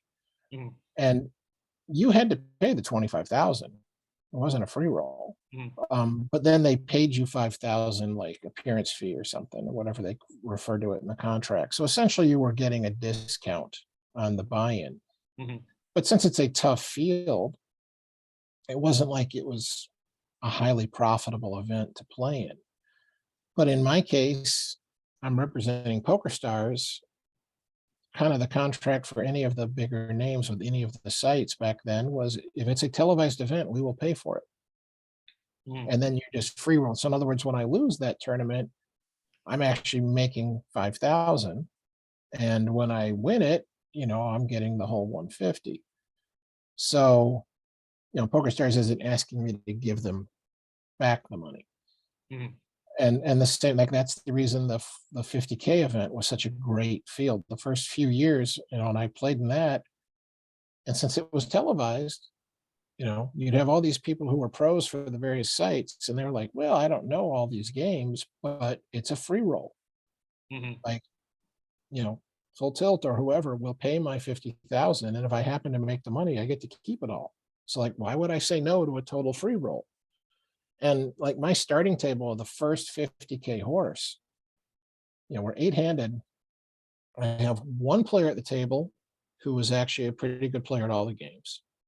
One player who is good at the Hold'em and the Omaha, but has basically no experience in the stud games, and 5 opponents who have never played a hand of stud in their lives before today and have very little experience at Omaha High-Low. Mhm. So this was just, a ridiculously soft table. Now, by the time you get down to the end, almost all those players have been eliminated and you have a tough field at the end. But still, you're getting a starting table back then of, people who think like, oh, like in Raz, like 2 out of 3 low cards, like that month, you can't just. I remember someone who asked me because he had never played Raz and asked me for advice. And I told him to oversimplify it, but not by a lot. If you don't have 3 cards 8 or lower, fold. And I said, the exceptions are like, if you're the last guy with a low card showing. So the big card brings it in, and if everyone folds to you and you have a low card showing and the bring in, and if there's anyone else behind you, all have high cards, now you can play. Mhm. I said, but other than that, if you have one or more low cards behind you, then just fold if you don't have all three cards 8 or below. And they were just like, that's got to be too tight. No way, Greg. Come on. Let's, and I'm just like, have you ever played Raz before? You came to me because you said you've never played. I'm telling you, like, there are a few exceptions, but at a full 8-handed table, you're going to be right almost every time if you follow this advice. And they were just like, that's too tight. That's too tight. So they're sitting there, playing like 2-3 king, and it's just like, dude, no, that's horrible. Like, you don't understand how bad that is. And, you know, so, and that's one reason I don't play those tournaments anymore, because now you don't have all that dead money from people who don't have a clue. Anyone enters those tournaments now and isn't good at all the games, it's just because they're that rich and want to play. And there's not that many people who fit that description. Mm-hmm. So speaking of dead money, going into the 05 main event, you said that you felt you had about 1 in 1,500 odds to win the tournament. What were your feelings about the tournament going into the main event? And then as you were playing those first couple of days, what was your read on the field? The field wasn't that much different than 04. I mean, it was bigger. And players had improved, but when you add all those extra players, the ones you're adding at the end of any tournament, so to speak, the ones who are there now and weren't there otherwise, generally the worst players. Mm-hmm. So anytime, if you take any two tournaments, like, oh, Greg, this one has 1,000 players and this one has 3,000. Like, well, the one with 3,000 is probably softer. Mm-hmm. I mean, if you tell me nothing else, then I can guess that bigger 3,000 player field is a softer field, and I'll be right almost every time. Mm-hmm. So we still have a very soft field, and people are still playing poorly. I had a horrible start. I was just getting crushed, and then I got lucky in a sense that why am I blanking on her name? I do this. I just all of a sudden blank on names. But the feature table, who's the lady who's played in like the big game, the 4,000, 8,000 game? Oh, Jennifer Harmon? Jennifer Harmon. Yeah. I'm sorry, Jennifer. I apologize for blanking on your name, but she had been the feature table, and she gets knocked out. So they come to my table and they're like, oh, on the next break, you guys are going to move to the feature table. And I'm getting moved over there with like, I'm below 3, I mean, like 2,200 or 2,500 chips or something when we get moved over there. And now all of a sudden everything starts going my way. Mm-hmm. But things have been going poorly. And I did have some players who, again, they played different. Like, they were taking some of those, like, ooh, this is a good spot to just, like, this is a bad flop for you on average and looks better for me on average, so I'm going to bluff, and it would work. And now they're not trying those, oh, it's 2-4-6 on the flop and Greg's the pre-flop raiser. I'll just raise here whether I hit it or not. Like, I suspect they were doing some of that when we were on the outer table, and now they weren't doing those things. So it became easier for me. They became more predictable. Mm-hmm. And the cards started, favoring me more often than they had in the first couple of levels. And I was able to turn it around and build a big stack by the end of the day. But, that was just luck. I don't know how much the feature table had to do with it, beyond the butterfly effect. Yeah, a lot of the pros during that era talk about the main event being a minefield. A lot of 80-20 spots. Someone overplays jacks pre-flop, you have aces, and then if you play that 5 times, you're going to lose one of them. Against five amateurs. When you have a huge target on your back, being the defending champ, do you find that you have to adjust your game slightly to account for that sort of variance, or do you feel like you just kind of have to play your game in either way? Well, the comment you made about target, that makes a big difference. Yeah. So, like, if you guys, like, I do private lessons on Zoom. So if I was discussing a hand with you guys, Mhm. and I was telling you like, oh, this is a good spot, like for you, you should have bluffed here, Mhm. you know. And it might be that I would not make that bluff attempt. So in the same situation where I would tell you to try bluff, I would not, because people don't seem to like to fold to me. And that was much more true in 05, 06, and than it is today. But Yeah. I think even today, you have more bluff equity than I do in any given spot, Mhm. unless you play like a maniac or something. But I mean, like, if, in other words, if we were tag teaming in, Mhm. if you tag teamed in, played this hand for me, you have more bluff equity than I would have. Mhm. And if I tag teamed in for you, I would have less bluff equity than you would have had, unless you've been playing like some kind of whack job up to that point, you know. And so, but that also means that there's plenty of spots where I would tell you, like, all right, you probably have the best hand here, but you should check back this river because they're not going to fold any better hands and they're not going to call you often enough with worse hands. And yet I would make the value bet Mhm. because people call me all the time with, you know, bottom pair, ace high on the river, stuff like that. Mhm. So I get some of these like, just like, oh, Greg knows I'm not that strong. He's trying to bluff me. Gotcha. And so they don't want to fold. And, you know, there are times even I've decided like, okay, even given that, I'm going to try to bluff here. And then they call me and I still win. You know, it's like I'm trying to, like, I'm bluffing with pocket fives and there's like queen jack 10 on the board, you know, and two lower cards, and I bet and they call me with ace nine or something, and you know, and that's just like they call and I'm like, oh, yeah, why do I ever try? And I'm thinking about, why do I ever try to bluff? And then I turn it over and they're like, I didn't think you were, you know, and I'm like, oh, it's good. Gee, hey. Yeah. So I certainly do adjust for that. Gotcha. Whether I adjust perfectly all the time, probably not. But I certainly will value bet spots that are probably too thin and most people shouldn't. And I will not make bluff attempts that most people should. Okay. Mhm. Now, going back to the '05 main event, I noticed a lot of the time when you win pots, there's applause in the background. There's also people who are talking to you at the table and also talking to other players about, oh my God, Greg Raymer's going to go back to back. This is so crazy. Were you able to tune all of that out as you were trying to play? And how do you tune out distractions like that at the table? I don't. I try to just listen in and see what clues I can pick up. Mhm. I mean, if you were a player at my table and you were sitting there talking to the person next to you about like, holy shit, Greg's going to go back to back, I'd be like, okay, this guy's kind of scared of me.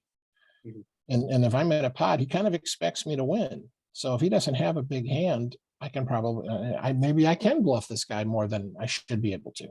Mhm. So I try to listen in. Even like sometimes I would listen to music at the table, but I would take out the one earpiece and I would just kind of drape it over here out of the way. And now I'm, listening in so I don't miss out on those little conversations. And there's all kinds of great stuff you pick up from people.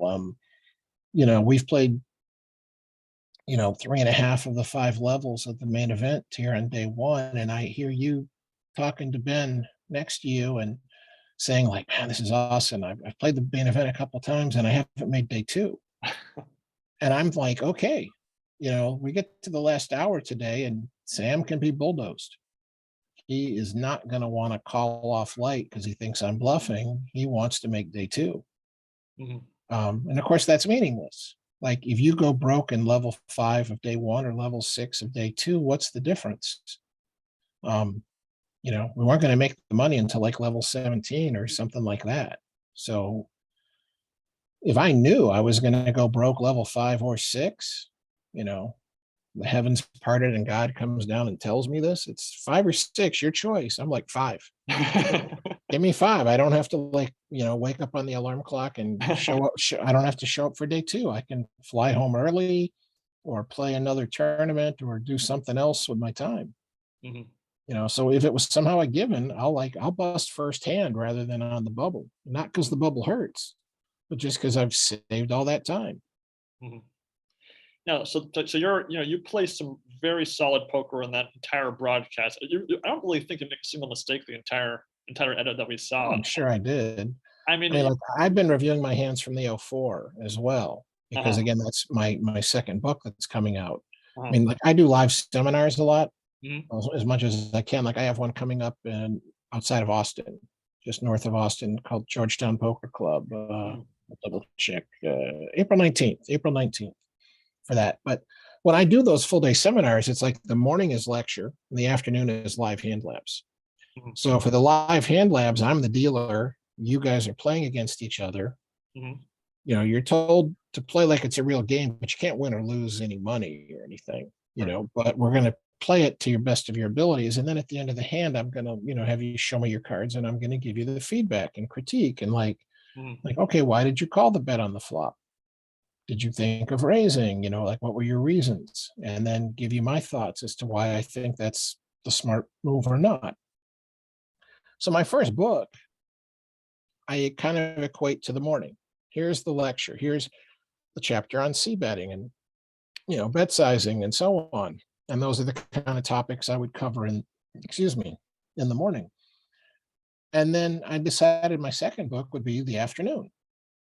So I've now collected all of these hands I've played from TV shows, and there's a now defunct website called Share My Pair that I yeah, used to work with them. And so I pulled out some of the more interesting hands from that over the last several years. And so each chapter in the book is just me discussing this hand. And so when I look at my hands from the '04 main event, a lot of it is like, okay, here's what I think I was thinking at the time, and here's why I was wrong. And, I should have played the hand this way instead. So there's all kinds of mistakes mhm. that I can't imagine I didn't make a lot of mistakes in the '05 main event as well. I mean, I think maybe there was one hand where you call your play a lucky accident where you rivered like a too high flush against aces. But I think for the Oh yeah, most yeah. part, there's a pretty, That was the feature table day one where yeah. I was trying to bully the guy into folding, but he had two aces, and then it ran out like four clubs or whatever on the board, and I had deuces with a club, and yeah, he had aces with no club. But again, you know, I probably was trying too hard to win a pot that I should have given up on, Mhm, and he played too scared and should have been a little more aggressive, and then I definitely would have given up and he would have won a smaller medium pot instead of losing a bigger one. mhm, So I suspect in my vague recollection of that hand that we both played it bad. mhm, But that has not, I mean, whether he played it perfect or horrible, has nothing to do with how well I played my hand. mhm. So I definitely did not play that hand well. It just worked out. Yeah. No, but for the most part, you get a pretty good edit. We don't really see you make too many mistakes, and you get some pretty premium cards for the most part, and they hold up for the most part until maybe towards the very end. Did you feel like there was this added pressure of being the defending champ, or as you're making to No, days 3, 4, 5, or just you're pretty level during that spot? no. I mean, the only pressure is just trying to win, 7.5 million. I mean, you're playing for a lot of money, but I didn't feel any pressure in the sense of like, oh, I can't underperform or whatever. I mean, look, it's a tournament. Like Right. even, and I'm not saying I am the best player in the field because I was not at all.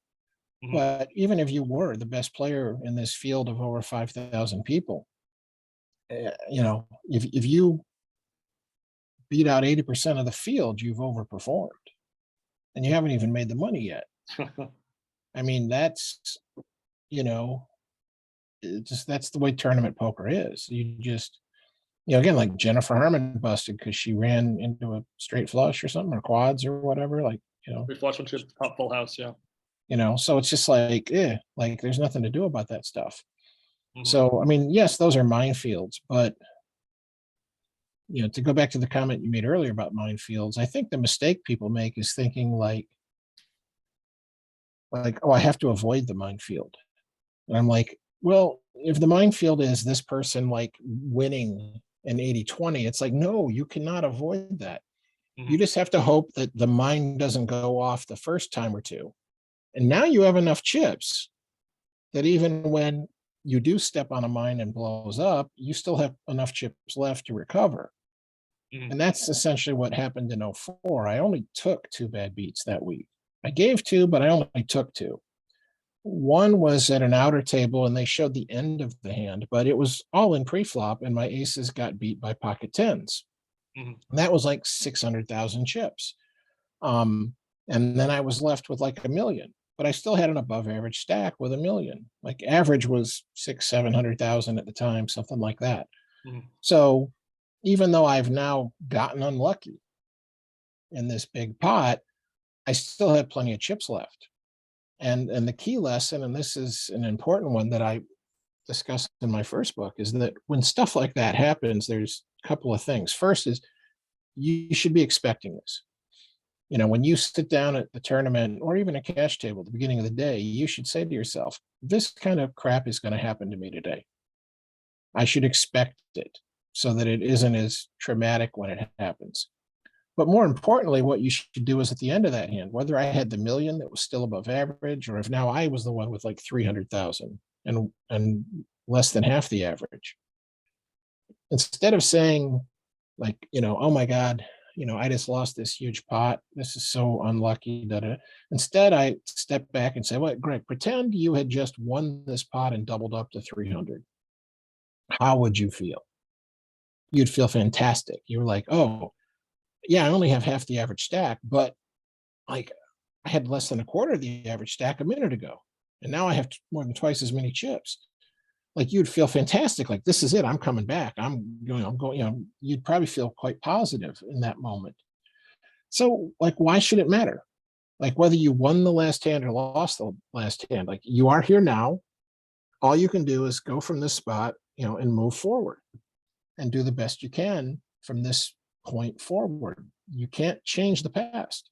The only reason that past hand matters at all is, does it change how people are going to play against me? So if you've just won a big pot or 2 big pots in a row, people might be a little intimidated. They might stay out of your way slightly more.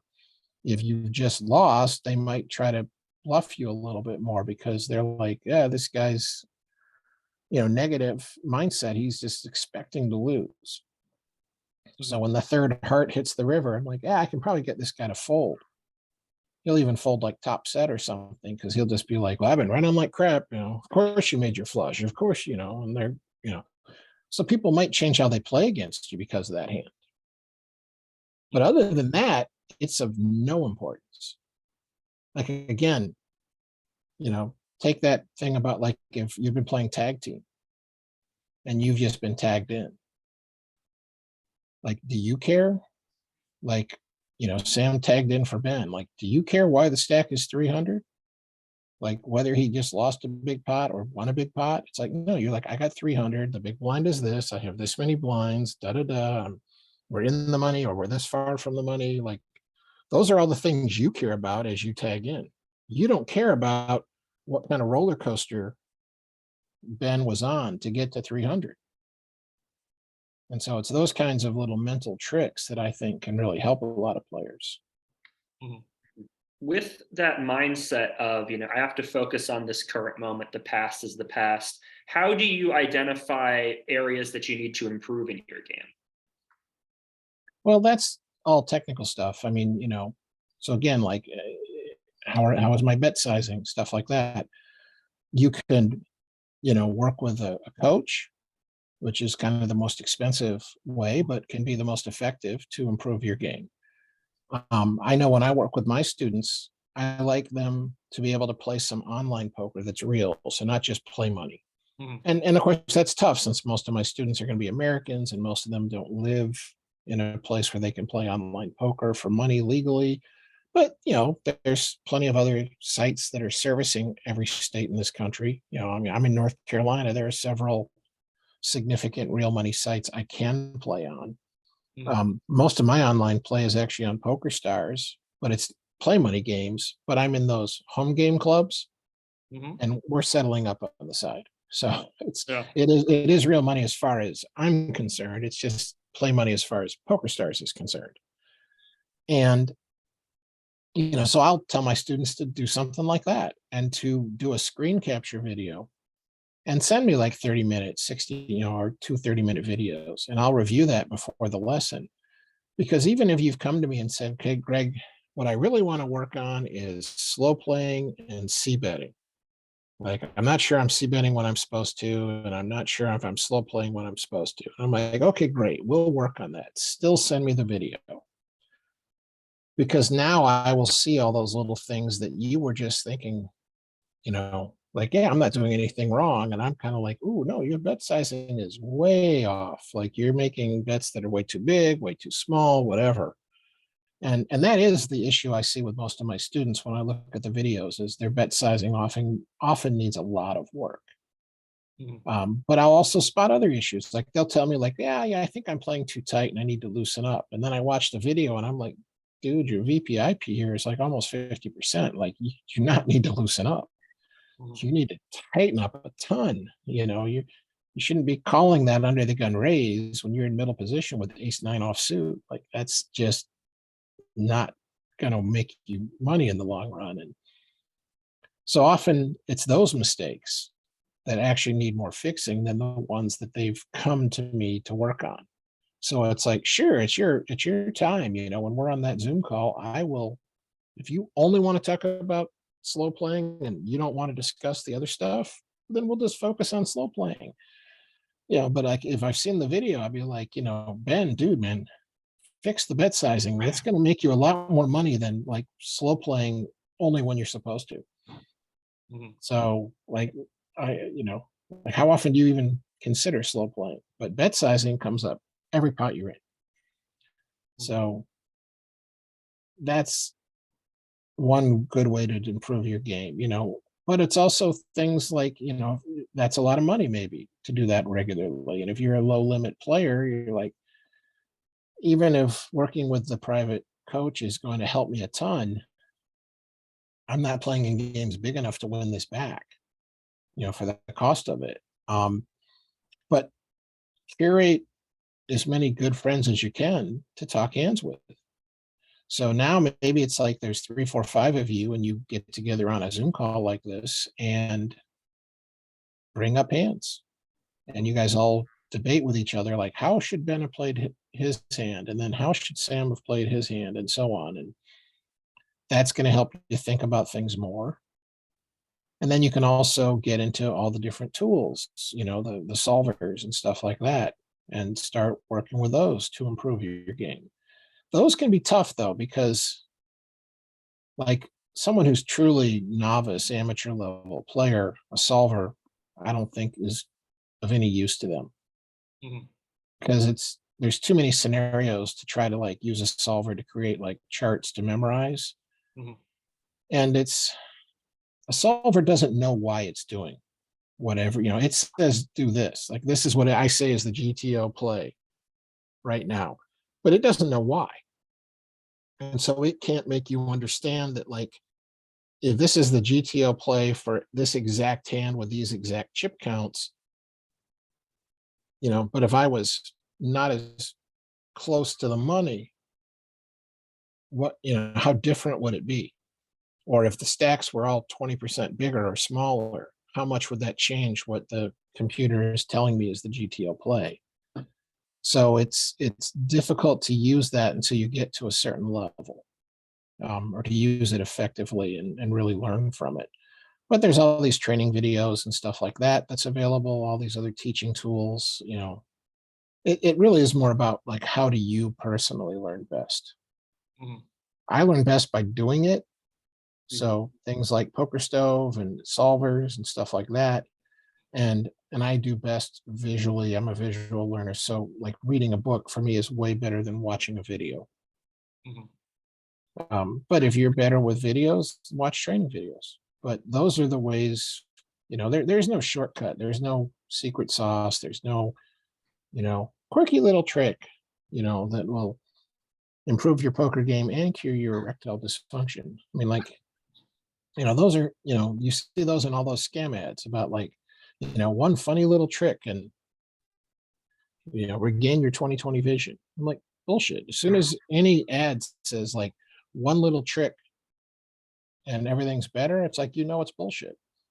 It just doesn't work that way. It's lots and lots of hard work is the only way to get better at anything. You're not going to get better at chess with one cute little trick. You're not going to get better at golf with one cute little trick. I mean, I might be able to give you a tip that will have a big impact on your game because, oh, you didn't know you were doing this on your backswing. And so now I see it and I tell you to like, oh, you got to keep it on plane like this. And maybe that will make a big difference. But that's not going to turn you into a PGA Tour pro.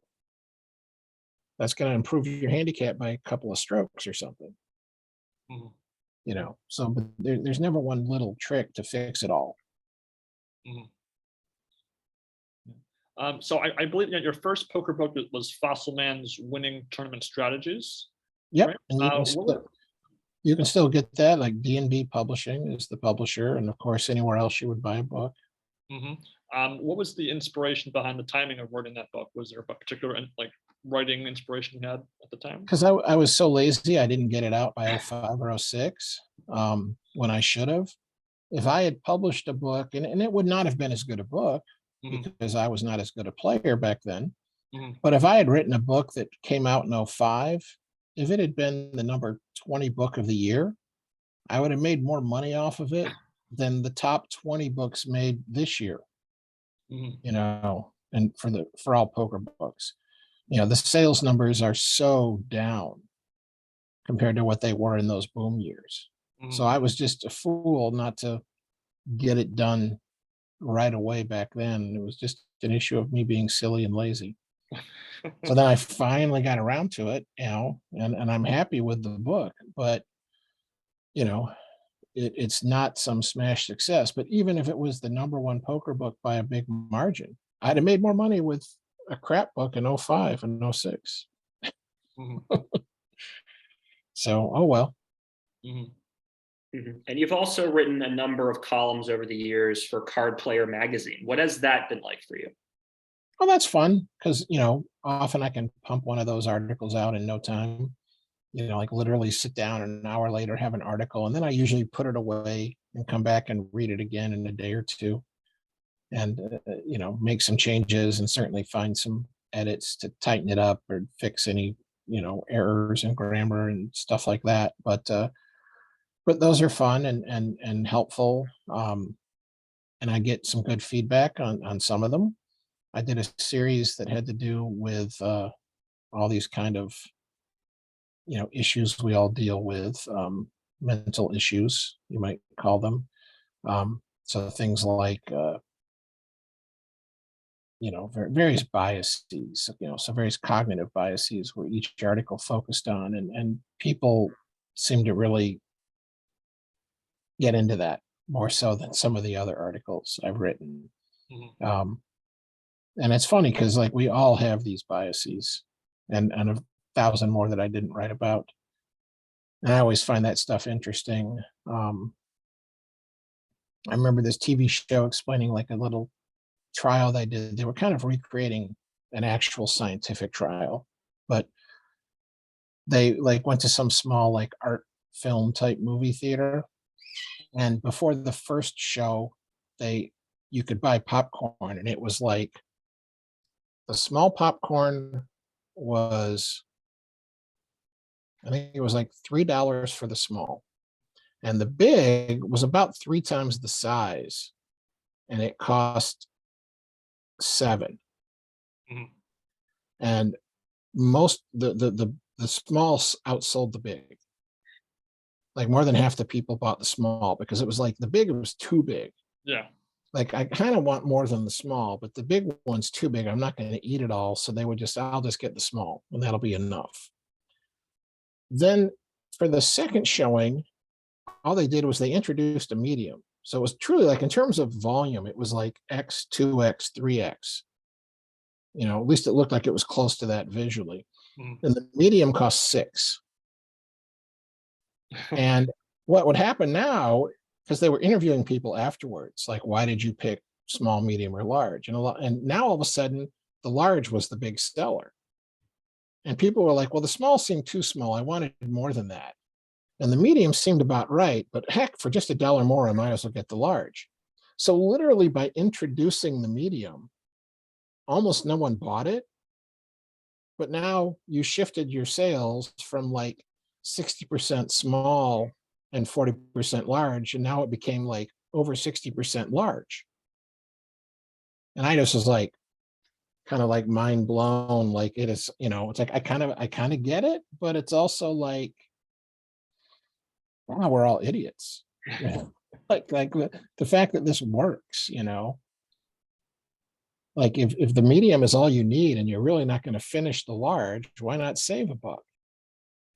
But I get it. Be like, it's only $1 more. It's like, and you get so much more popcorn than the medium. It's kind of, it's too good a deal to turn down.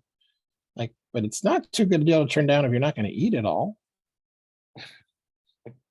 Or even if you're going to eat it all, but you're like, oh, that's with all the butter and stuff, that's too much. I shouldn't eat it all. Mhm. So it's just funny that we have all these biases that so radically influence the way we think about things and make decisions. Mhm. And that's one way to improve your poker game, though, is to recognize some of those biases.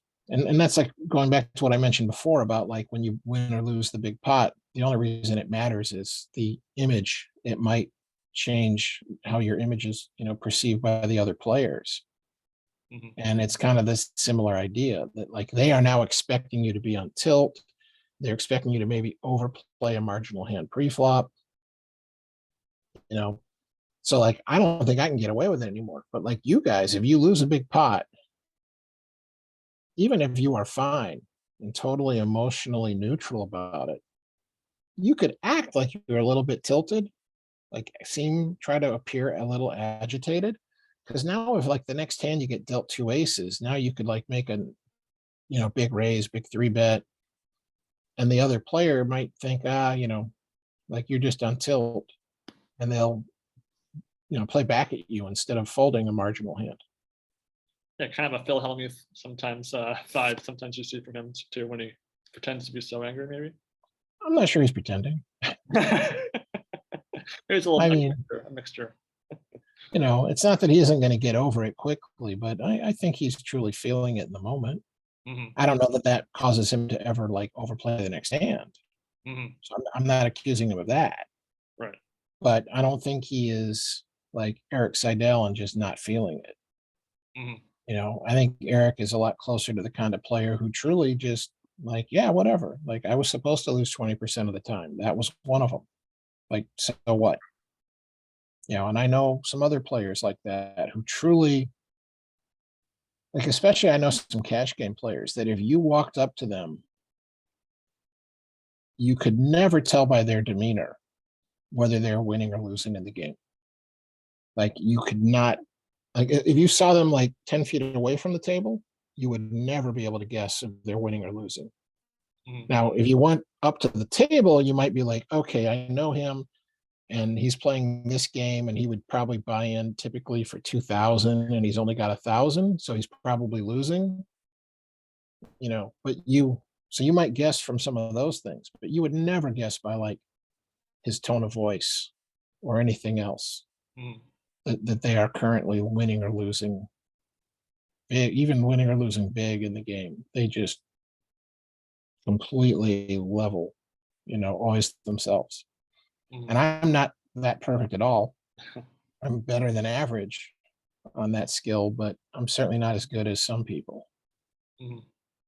But that's something, again, I always try to get better. And that's one of 1,000 things I'm trying to get better at. Mhm. I mean, in terms of expressing emotion and table talk at the table, I mean, it seems, at least on your coverage on ESPN, like you are willing to engage with other people. Somebody Oh, yeah. asks you how many chips are in your stack, you'll answer them. Are you ever at all worried about giving anything away when you answer those questions or when you celebrate after a hand? Well, if you're asking me in the hand how many chips I have, I don't think I typically give you a number answer. Usually I just like move my hands out of the way and like, because I always have my chips displayed in a way that you can see for yourself. Mhm. And I'm kind of like, this is what I'm required to do, is give you a fair view. And if I physically have lots of chips, then theoretically they're supposed to be in stacks of 20. Mhm. But beyond that, like, you get to estimate. Mhm. And if you're off, sucks to be you. So I don't usually give people a number unless it's like a all in bet or something. Right, I think that's what Sam was referring to, because there were, a few times Yeah. where you like with Matusow, you went all in and you said, how many chips you had, because Oh yeah. That's different because now they're entitled to an exact count. Right. But like, again, at that point, I have several stacks of chips. So I could just like put my hands up and now the dealer has to break it down and count it. I'm just saving time. Mhm. But because I'm not worried about giving anything away. But Mm. if you are worried that your tone of voice or whatever could hurt you, then yeah, then just don't say anything and just be like, like, I've gone all in, you know, if the dealer can't reach all your chips, push them all out Mhm. and let the dealer count it for them. Mhm. Nothing wrong with that. But I mean, I try to save time when I can and stuff like that. And so if I'm not worried about giving off a tell, I'll just like, oh, it's like 400,000, give or take. I do want to go to a viewer submitted question. One of our previous Sure. interviewees was Mr. Iverson Snuffer, who Sure. shared a HPT final table with you. Yep. I remember. Yeah, and he wanted to know if you recall the infamous first hand, the ace deuce ace queen hand, where I believe you three bets and he called thinking that you were all in, but you had a few chips behind and he turned his cards over and then you put the rest of the chips in on the flop. Do you remember that situation? Oh yeah, I remember that hand quite well. Yeah. It's the very, very first hand dealt at the final table, and he's the chip leader, and he raises, and I just felt like I think there's a reasonable chance he was going to raise with anything here to kind of try to set the tone that I'm the chip leader, I'm in charge. Mhm. So, right or wrong, I felt like his range was going to be very wide. And so I had an ace, and I just like grabbed all my big chips and put them out as a re-raise. And I don't remember the exact numbers now, but maybe I've put 400,000 out, but I still have like 60,000 left of some of the small chips. Mhm. And so I put those out, and whoever was left to act folded. It's on him. He's thinking for a while. And then as I'm just sitting here with my hands, like this on the table, and he's like, "You're all in?" And I'm like, "No." Like, and I then show him like I got a little bit behind. And then he starts thinking again. And then he says, "I call," and tabled his hand. Mhm. Oops, I just put something up. I hit my keyboard there. Okay. And then it was like, clearly just like a brain fart. Like, because literally less than a minute before he'd asked, "Are you all in?" And I'm like, "No, I still have this left." So it wasn't, like any trickery on my part.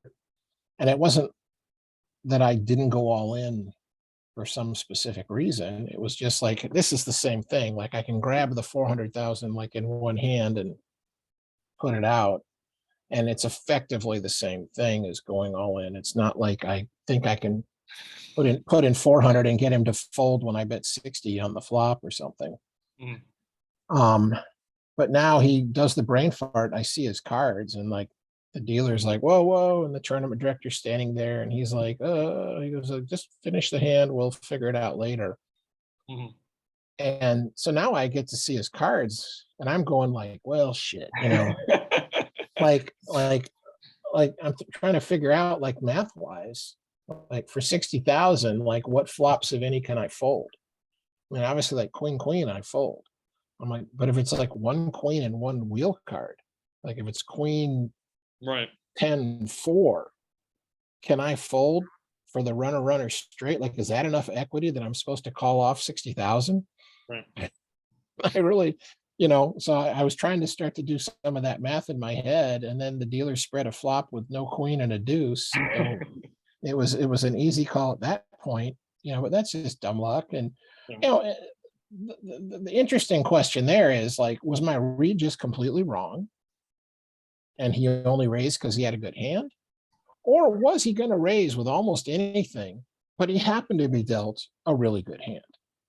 Mhm. And that's always kind of the problem when you're trying to put someone on a range, is that you never know the bottom of their range until you see it. Right. You know, you can make assumptions and guesses or whatever, but you know, if I see one of you guys and you've played 3 hands where I got to see your cards, and let's say all of them you open raised in early middle position, I'm like, okay, I know all of those hands are in your range, but I don't know how much weaker Mhm. is in your range for that play. And I won't know really ever unless I see like deuce 3 off. And, you know, if I see some of those, then I'm like, oh, well, your range is just everything. But other than that, I really can't know the bottom of your range unless I played with you for a long, long, long time. Mm. Mhm. Now, building off of that to talk about the Heartland Poker Tour, what has the Heartland Poker Tour been like to you, and why do you play so many events with them? Well, I wish I could play more, but it doesn't look like they're ever coming back.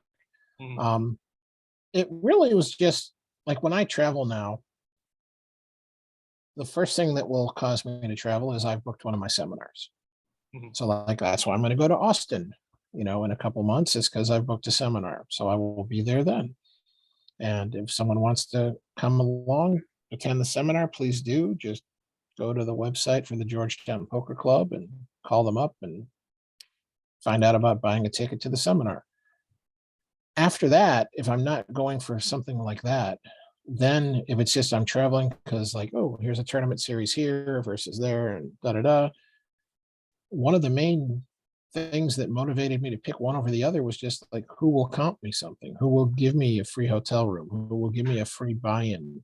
You know, free meals, whatever.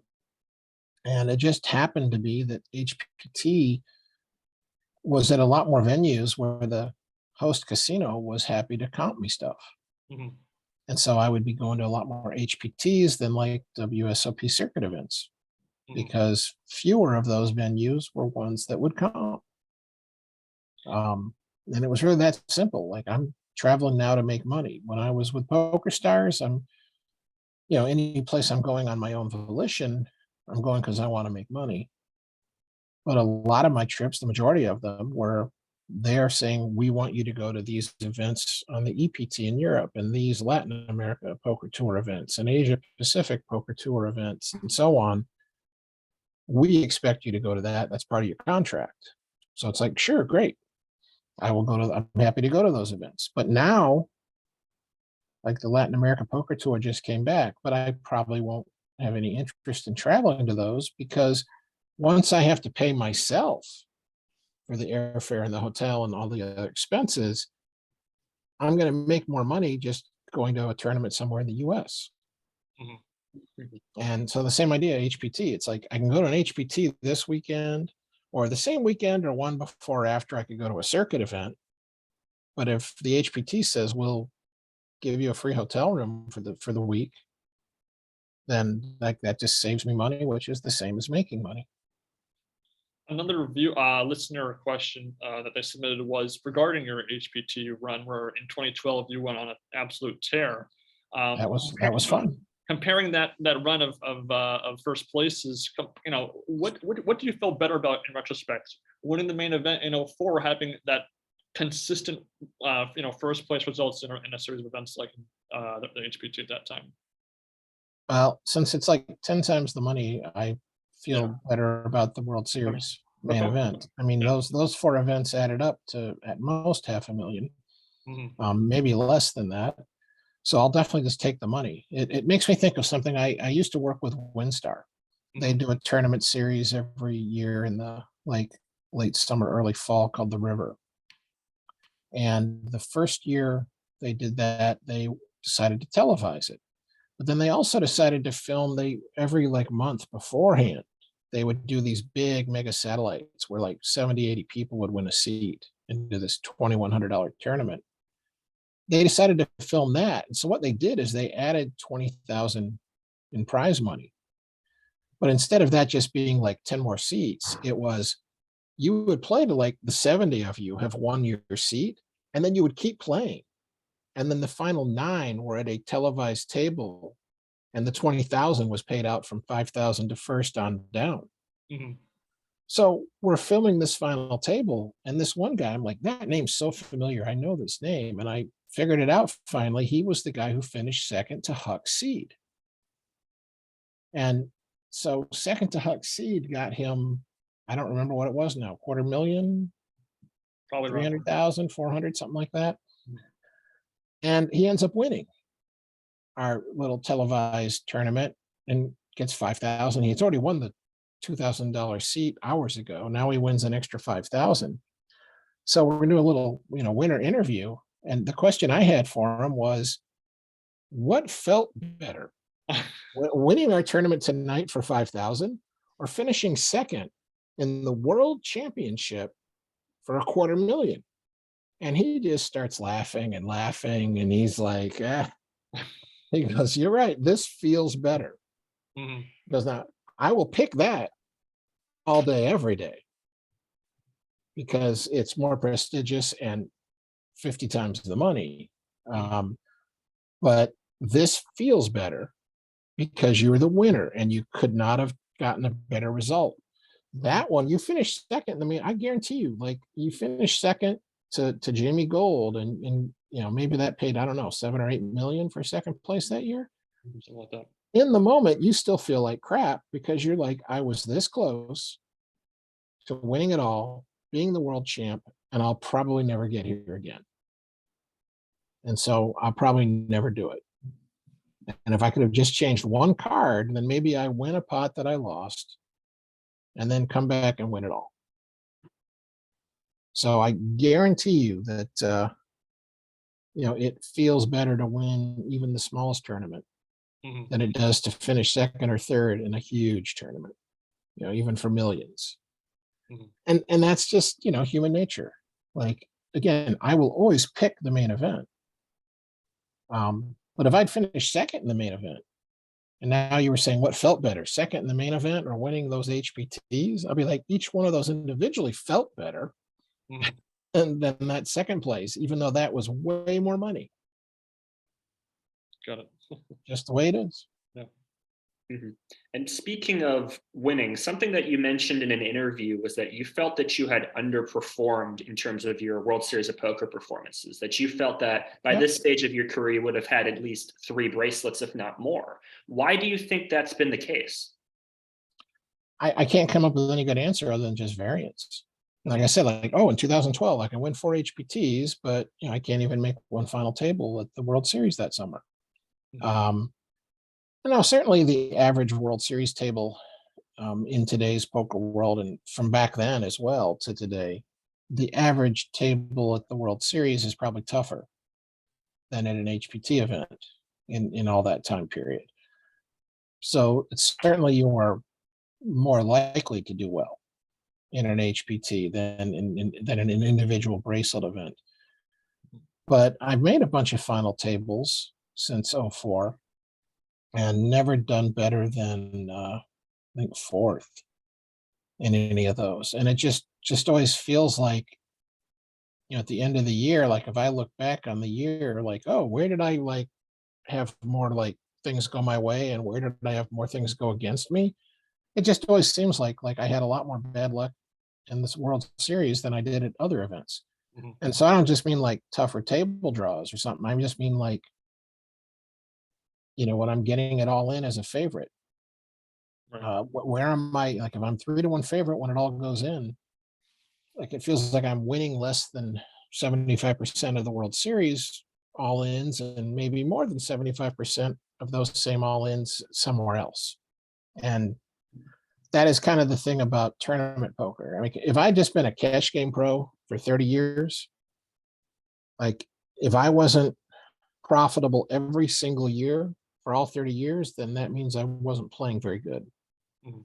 Um, you know, maybe I wasn't playing bad and I played way too big one year or something like that and was against just that much better competition. But, in other words, I still wasn't a winning player if I lost money that year. But in tournaments, it just doesn't like that. I mean, I win that one tournament and I've essentially outperformed in terms of money won no matter how good I am. It's like, oh, like if I run like crap the rest of my life, I will still win more money than on average I was supposed to have, because I had one good week at just the right time. Or another thing I always think of is like, I have friends who play online tournaments for a living, and they'll play as many tournaments in a week as I play in a year. You know, and these are guys that have made their living doing this for many, many years. And they will occasionally have a losing month. Doesn't happen a lot, but they will occasionally have a losing month. And I'm like, wow, that's as many tournaments as I play in 4 years. And it's clearly just variance, because I don't think this guy like kicked ass for 70 months in a row, played bad for 1 month, you know, and then went on to win for the next 40 months after that. Mhm. You know, it wasn't like he played bad that March. That was probably just variance. So, you know, when some of these guys, that happens to them, like, oh, like 1 month out of every 4 years, they have a losing month. Like, that's just variance. And that means the same thing could happen to me over a 4-year period where I'm playing winning poker and I'm a net loser for 4 years. It can happen. And that's why tournament poker is not really a good choice for most people, because that means you have to have a big bankroll, and that means you have to have the emotional ability to withstand all that and still come back and play your best. Mhm. And it just, it's not easy for me, and it's a lot easier for me than it is for most people. And I'm curious, next year would be the 20th anniversary of your win, and if the World Series of Poker asks, You're right. I'm going to win. and if the World Series of Poker I'm calling it now. When did you know you were going to win the 2024 main event? It is February 25th, 2023. That's what I was saying. So, if you could, for your like a 20th anniversary, design your own bracelet event for the WSOP, any game, any structure, whatever buy-in, if you were going to tailor make a Greg Raymer branded bracelet event, how would you, what would you decide to make it be? Pot limit Archie. Pot limit Archie, what's that? Archie is 5-card triple draw. So you might be familiar with like deuce to 7 triple draw. Yes. So this is, from a dealer's point of view, it's the same game. Okay. Like if you're dealing it, it would seem the same to you, except at Showdown in Archie, the best high hand wins half the pot and the best low hand. And it's not deuce to 7. It is ace through 5 was the nut low. Mhm. So it's the lowest low wins half and the highest high wins half, but there's qualifiers for both. Mhm. So to win low, it must be an 8 low or better. And to win high, it must be a pair of 9s or better. Okay. And the point of that is, if we didn't put the qualifiers on, you and I could get to Showdown, and it's like kings full versus queens full, and it's like, whoop, I get low. Queens full is lower than kings full. I get half. Like, in other words, every heads up pot would almost always be a chop pot. Mhm. And so to avoid that, you put qualifiers on both. Mhm. And I just think that's a super fun game. And I think a lot of people, I've never been able to play at pot limit, but limit games suck for tournaments, just in general. There is no limit game that doesn't make for kind of a sucky tournament game. Because like even the 50K horse. So like the first 3 years, if you go back and look at the field size, it was like pretty close to 140 players each of those 3 years. And they paid 16. And by the time you were down to 40 or 50 people, the average stack was going to be 20 big blinds or less. And this is a 5-day tournament. Right. So you can't say like, oh, the structure's too fast. I'm like, 5-day tournament from 140? Like, it's obviously a good structure. The thing is, if you said, okay, wait, we're going to make it 3-hour levels, it's going to take 10 days. Well, it would take you a really long time to get down to 40 people. But by the time you did, the average stack would be about 20 big blinds or less. 15 to 20 big blinds is like, as soon as by the time you lose half the field in any limit tournament, the average stack is 15 to 20 big blinds if it's a decent structure, and maybe as little as 10 big blinds if it's not a good structure. So like one of my final tables at the World Series, I we got to down to 4 players in the $2,000 stud high-low 8 or better tournament. I had half the chips and I had 15 bets. And the other guys had an average of 5 bets. I mean, not big blinds, but small bets. Yes. Since there's no blinds in that game. But they had 5 small bets each and I had 15. Mhm. And then I took 2 bad beats in a row, and then I was crippled, and then I lost the next hand I played, and I was out 4th. But no one had any chips. Mhm. I mean, we're sitting here, the average stack is only 7.5 small bets. And so they had particularly bad limit structures that year. Mhm. But the thing is, every limit tournament ever played, if you lose one ordinary pot, you're going to lose like half the average stack. And that's the reason I'm not a big fan of limit games and tournaments. I love those games. I love stud games and draw games and all of that. Omaha High Low. I think those are all fantastic games, and I love to play those as cash games. Mhm. But in tournaments, I still do prefer big bet. So pot limit, no limit. So I would pick pot limit Arieh or pot limit Dramaha. Awesome. What And is it's not, okay. I said not because people don't know Dramaha. I just think those are great games. Mhm. What is your advice for a no limit hold'em player that wants to try out those games and draw games, generally speaking? It's difficult because even online, even for play money, you just can't really find those games. Right. I think like the play money games on Poker Stars, they have Badoogie and Triple Draw. Yep. But those games play so unrealistic, it's only going to teach you the mechanics Mhm. of how the game works. It's nothing on those is going to help you develop a decent strategy as to how to play and win. And pretty much everywhere in the world, you just cannot find those as cash games. Now, I do know of if you go to Vegas, there are a decent number of mixed games around town. Kind of the problem though is that most of those games, whether it's like the smallest game I know of regularly, there is a 4-8 limit mixed game at Resorts World. Mhm. And then they have 8-16 and 8, they do some 40-80 on occasion, 80-160 regularly, and some bigger games. And if you go to Bellagio and Arieh and stuff, you might find some bigger mixed games. I think a couple of the poker rooms in Vegas will do a small horse game. But other than those horse games, all the mix in these mixed games is games that most people have never heard of. So if they have deuce to 7 triple draw in the mix, that is the most well-known game in the mix, by far. So they'll have Dramaha as a limit game, 5 or 6 different types of Dramaha. But most poker players are never heard of it. And they're playing Arieh and they're playing Badoogie, but they're also playing Badoogie high low, which I think the current card player has an article about that. Mhm. There's a guy, Kevin Haney, who writes in Card Player, and he plays in that mixed games at Resort World, and he writes articles about strategy for triple draw Badoogie, and he's now introducing people to Badoogie high low. But there is no book.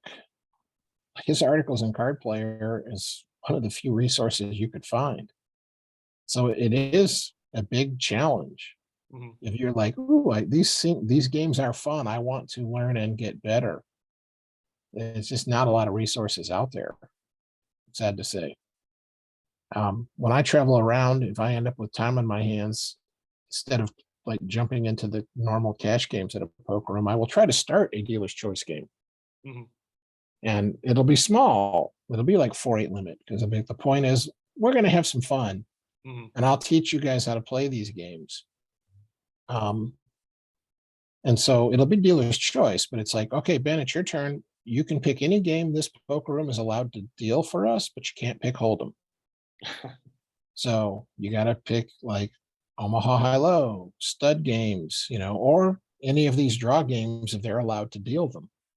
Mhm. And I love those games, and we have a good time. And it's obvious it's 4-8 limit. It's how much money can I make? It's not. I'm not doing this to make money. I'd probably make more money on average if I got into the biggest PLO game in the room or something like that. But it's just, this is fun and I enjoy it. And I enjoy teaching people. But people can also be hard to teach. I remember teaching people the deuce to seven triple draw at a card room in Florida. And I explained the rules. And I told them, I'm like, here's my only strategy advice, because we don't have time to get into any real strategy. But before the first draw, that first round of betting, you look at your cards. Now, obviously, if no one raises your big blind, you play everything. I'm like, but if you haven't put any money in the pot, if you are looking at your hand, if you're going to draw three or more, you should fold. I'm like, there are some exceptions, but they're fairly rare. And so to oversimplify it, just look at your hand. And if you're going to draw 3, 4, 5, well, unless you're in the big blind and it's free, fold.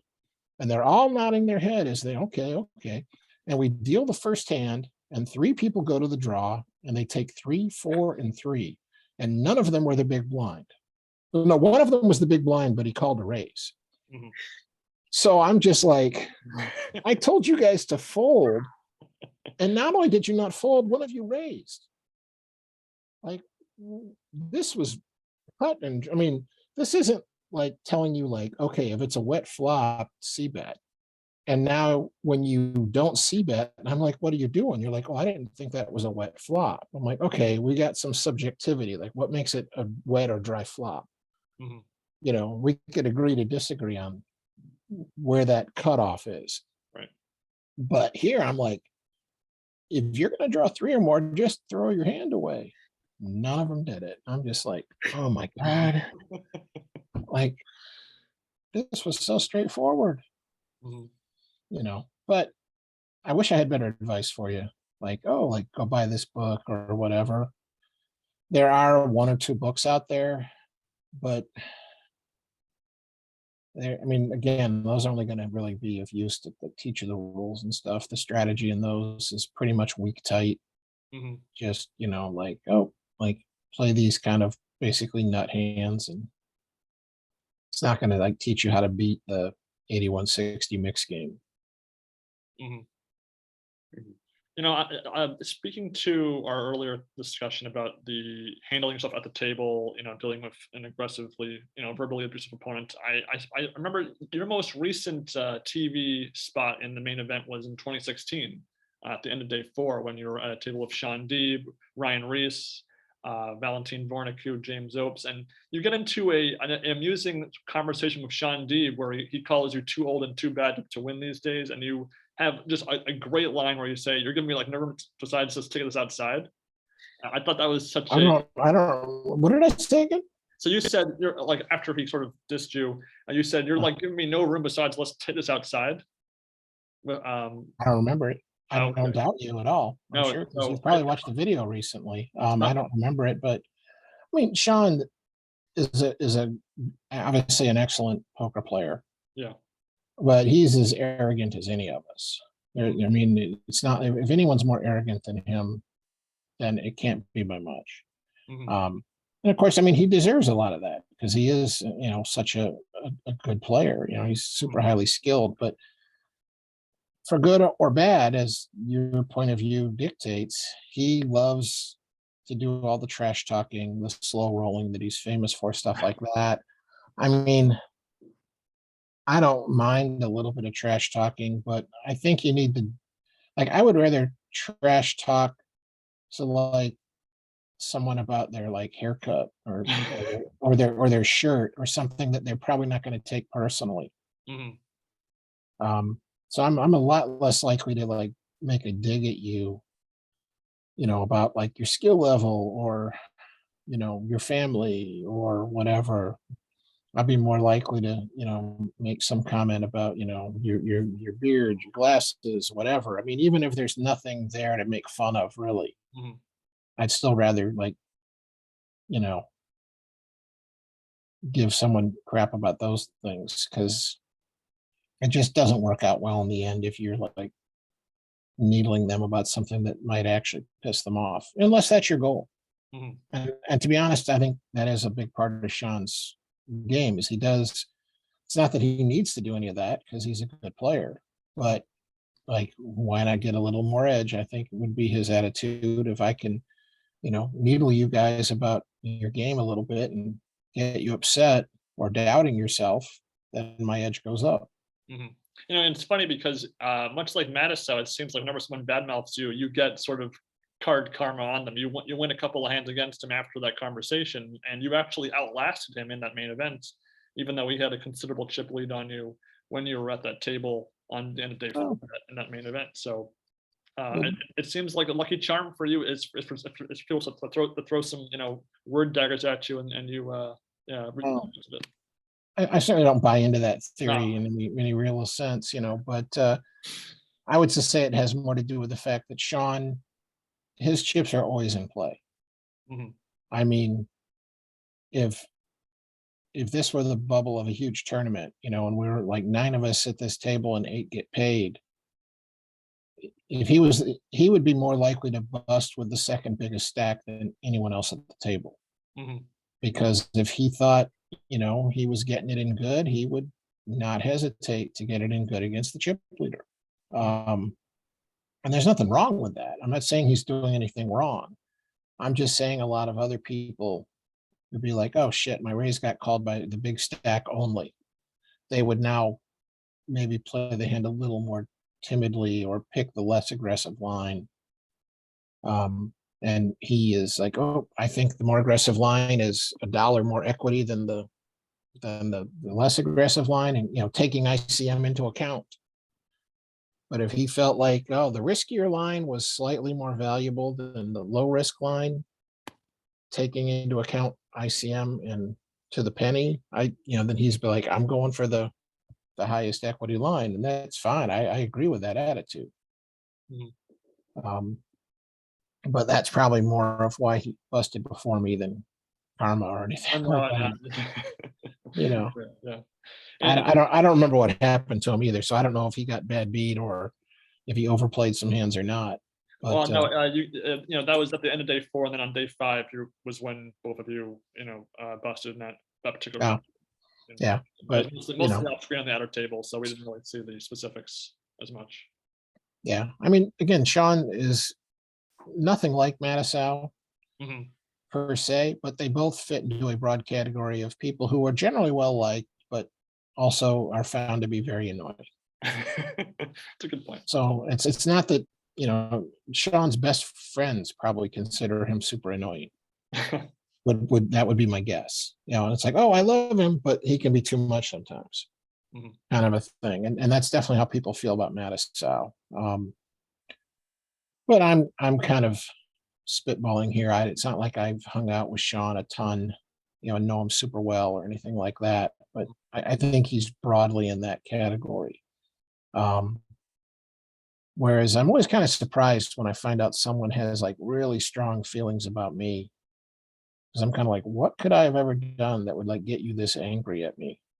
Mhm. Because it's not even like, okay, maybe before I knew who you were, I knocked you out of a tournament at one point. And um, but there's a handful of players who just seem to be super negative about me, and I'm never like I'm, you know, I could come up with some potential theories, when like I think I'm way better than him, but he has way more success, and they're like jealous.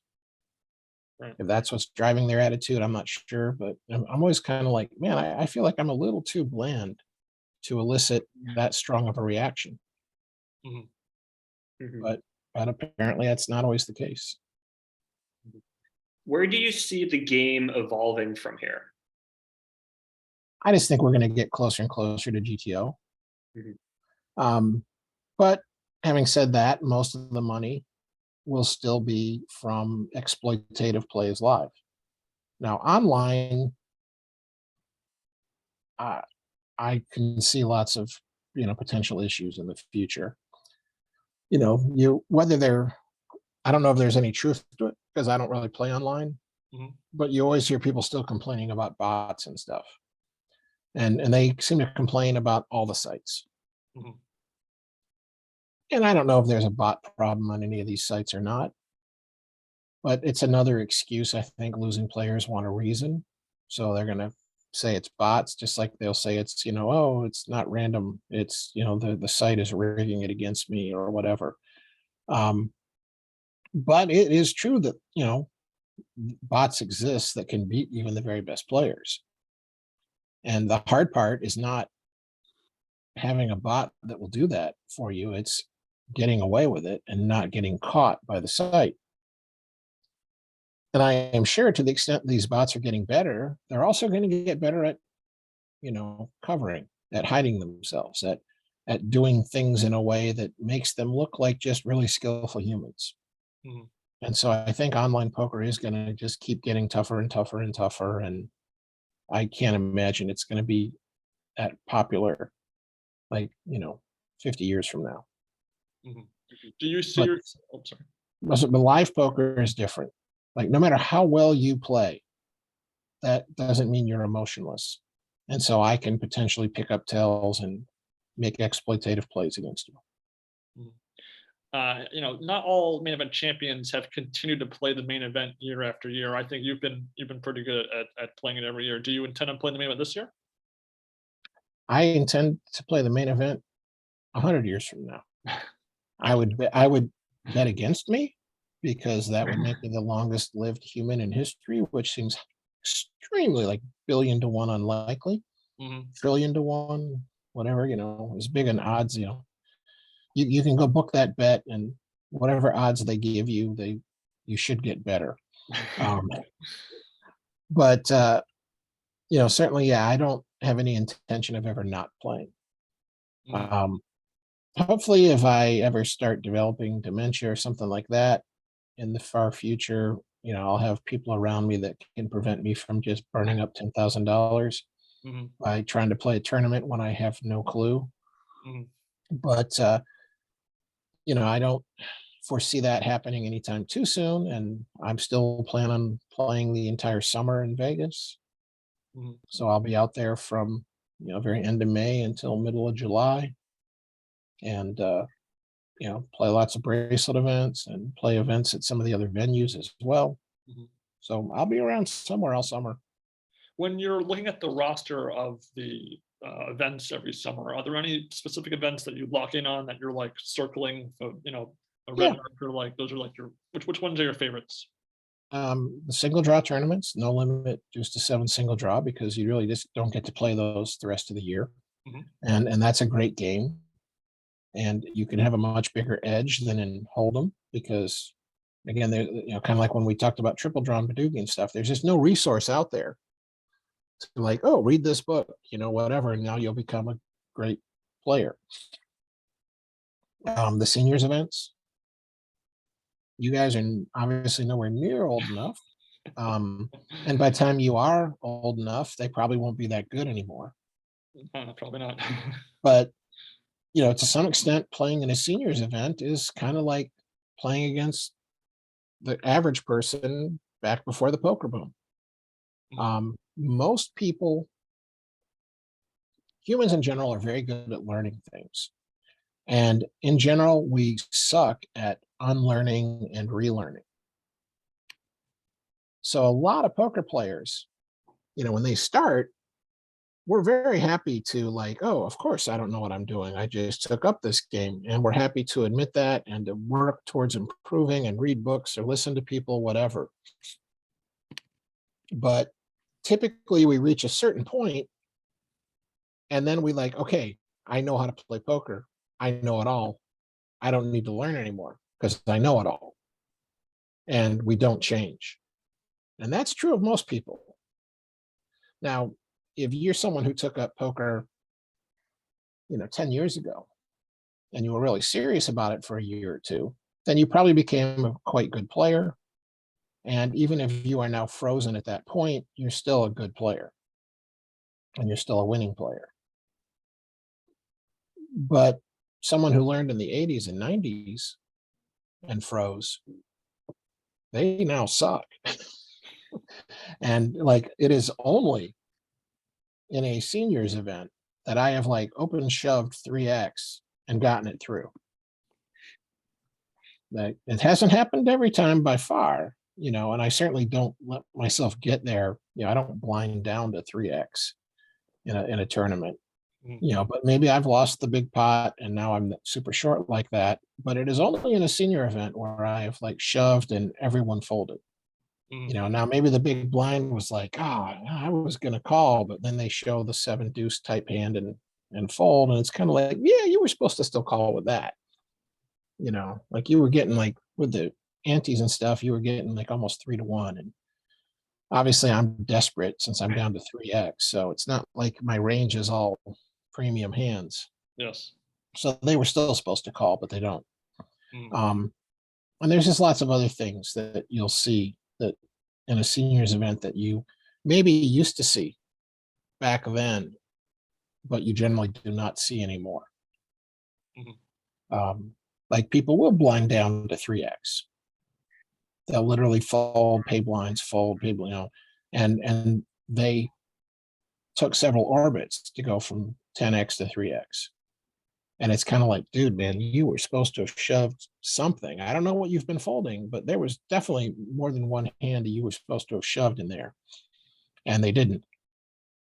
And players know better now. Like why blind down to 3 and you're going to get called. Even if you have 2 aces and you win, now you have like 7 and you're still in shove or fold, territory. So players, even the bad players, there are some mistakes they don't make too often. And the older guys still do maybe. Sam, you want to go for that? Yeah, I mean, just in terms of your future in the game, obviously you're going to win the main event next year and you'll be playing the main event for the next 100 years. But do you plan to continue to write? Obviously, you're working on your second book, but do you plan to continue to write columns and teach for the near future? I like teaching. When I was a kid, I loved helping people with like homework and stuff in school. And I had always thought like, man, if it's like I would love to be a teacher, except I know that you just can't make any money. And I don't want to be like struggling to make a living my entire life. And so that's why I decided, still in high school, it's like, well, that's too bad because I think I'd really like that, but not enough that I want to like live off a teacher's salary my whole life. So I enjoy, doing my live seminars. I enjoy doing the private lessons on Zoom. I think I'm really good at explaining things very exactly. And that's part of probably my training as a scientist and then as a lawyer. One of the first things they taught us in law school is like, look, when you are like writing a contract, you are not trying to write it so people know what you mean. You are trying to write it so that when someone is trying to argue it means something else, they cannot succeed in doing so. And so that's, and when most people communicate, they're just like, well, you know what I mean. Like I'm like, what did you say, when you said evening, what exact time? Like, well, you know what I mean. Like, no, I don't. Like some people evening starts at 5. Some people didn't start till 8, like I don't know what you mean. And it's kind of like, imagine like if you're asking someone for directions. You could be asking someone who knows exactly where that thing is that you're trying to get to, and yet they are hopeless at trying to explain to you how to get there. Or just, the floor gets called over for a ruling and they ask the dealer what happened. And then the dealer is telling them what happened. And I'm just going like, no, that's, like you're saying it wrong or you're saying it so poorly that the floor probably doesn't understand what actually happened. You'll be like, oh, was that a string raise? Like, floor, like he called you because he's, says the dealer, what happened? He goes, well, Ben bet and then Sam did a string raise. And I'm like, no, that's not what happened. That's the conclusion. What happened is Sam grabbed about 8 chips, tossed out 3 of them, didn't pull his hand back, only pulled his hand back like half an inch and then tossed out the rest. Like, that's what happened. Now you get to rule if it's a string raise or not. You know, and even if we all know what the ruling should be, like when the dealer is explaining what happened, they were supposed to say the actual factual events, not this is what I saw it as a string raise. And so people just are bad at explaining things. And I, you know, think I'm really quite good at it. Absolutely. Mhm. You know, And then whether I am or not. I think I am. I think I would say you definitely I are. think you are, yeah, absolutely. And then the last question I wanted to ask is, do you have any advice for somebody who wants to start collecting fossils? Yeah, just have fun. Like I don't go out and collect fossils. Like I have never Mhm. gone out in the field Mhm. and gotten a fossil. Well, I guess that's not strictly true.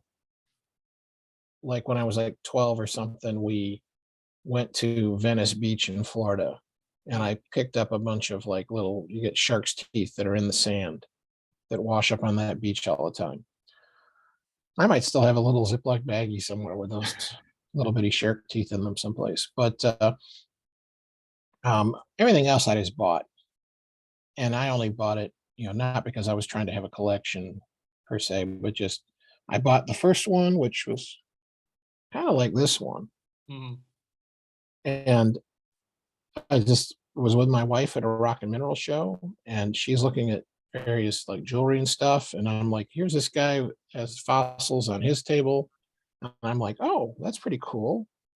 And it's fairly cheap and it's over 300 million years old. Wow, that'd be a perfect card protector. And then I took it to, I used to play an Oceanside Card Club at that time, and I took it there, and people were asking me, what is that?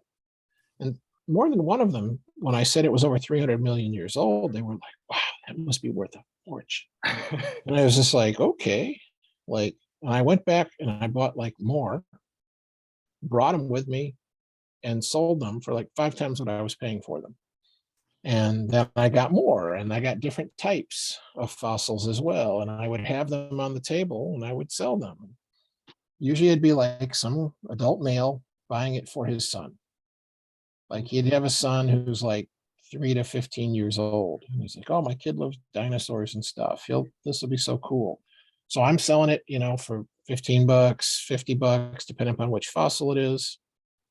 And, you know, from his point of view, he's like, oh, that's great. I'll go home and, you know, give this to my kid or, you know, give it to him in the morning and he'll think it's so cool. So for $15 or $20, whatever, sure. Mhm. And And thus, that was just and thank you for growing my poker bankroll. That's it. That was all it was about. yeah. And when did the name Fossilman sort of stick for you? At Oceanside Card Club. It was with them. So So we were like, oh, you're that fossil dude, you know, you're the guy with the fossils. And I'm like, can we make it Fossil Man rather than Fossil Dude? And they were, yeah, whatever. And to be honest, people who only knew me by that name usually just called me Fossil. Mhm. So there was no second word appended to it. Mhm. But so that was in place from about 99 or so.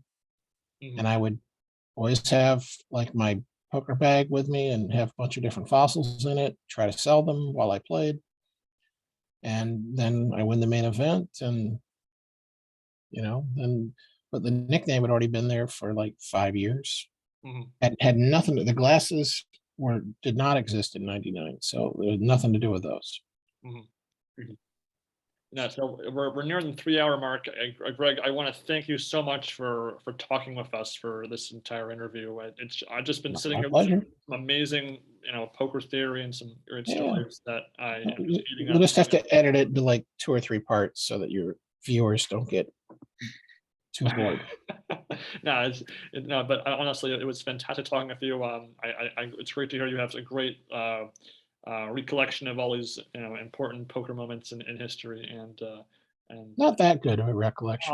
I think more credit than here's more credit than that. So it was fantastic, and um, again, I just thank you so much again for giving us some of your time like this. My pleasure, guys.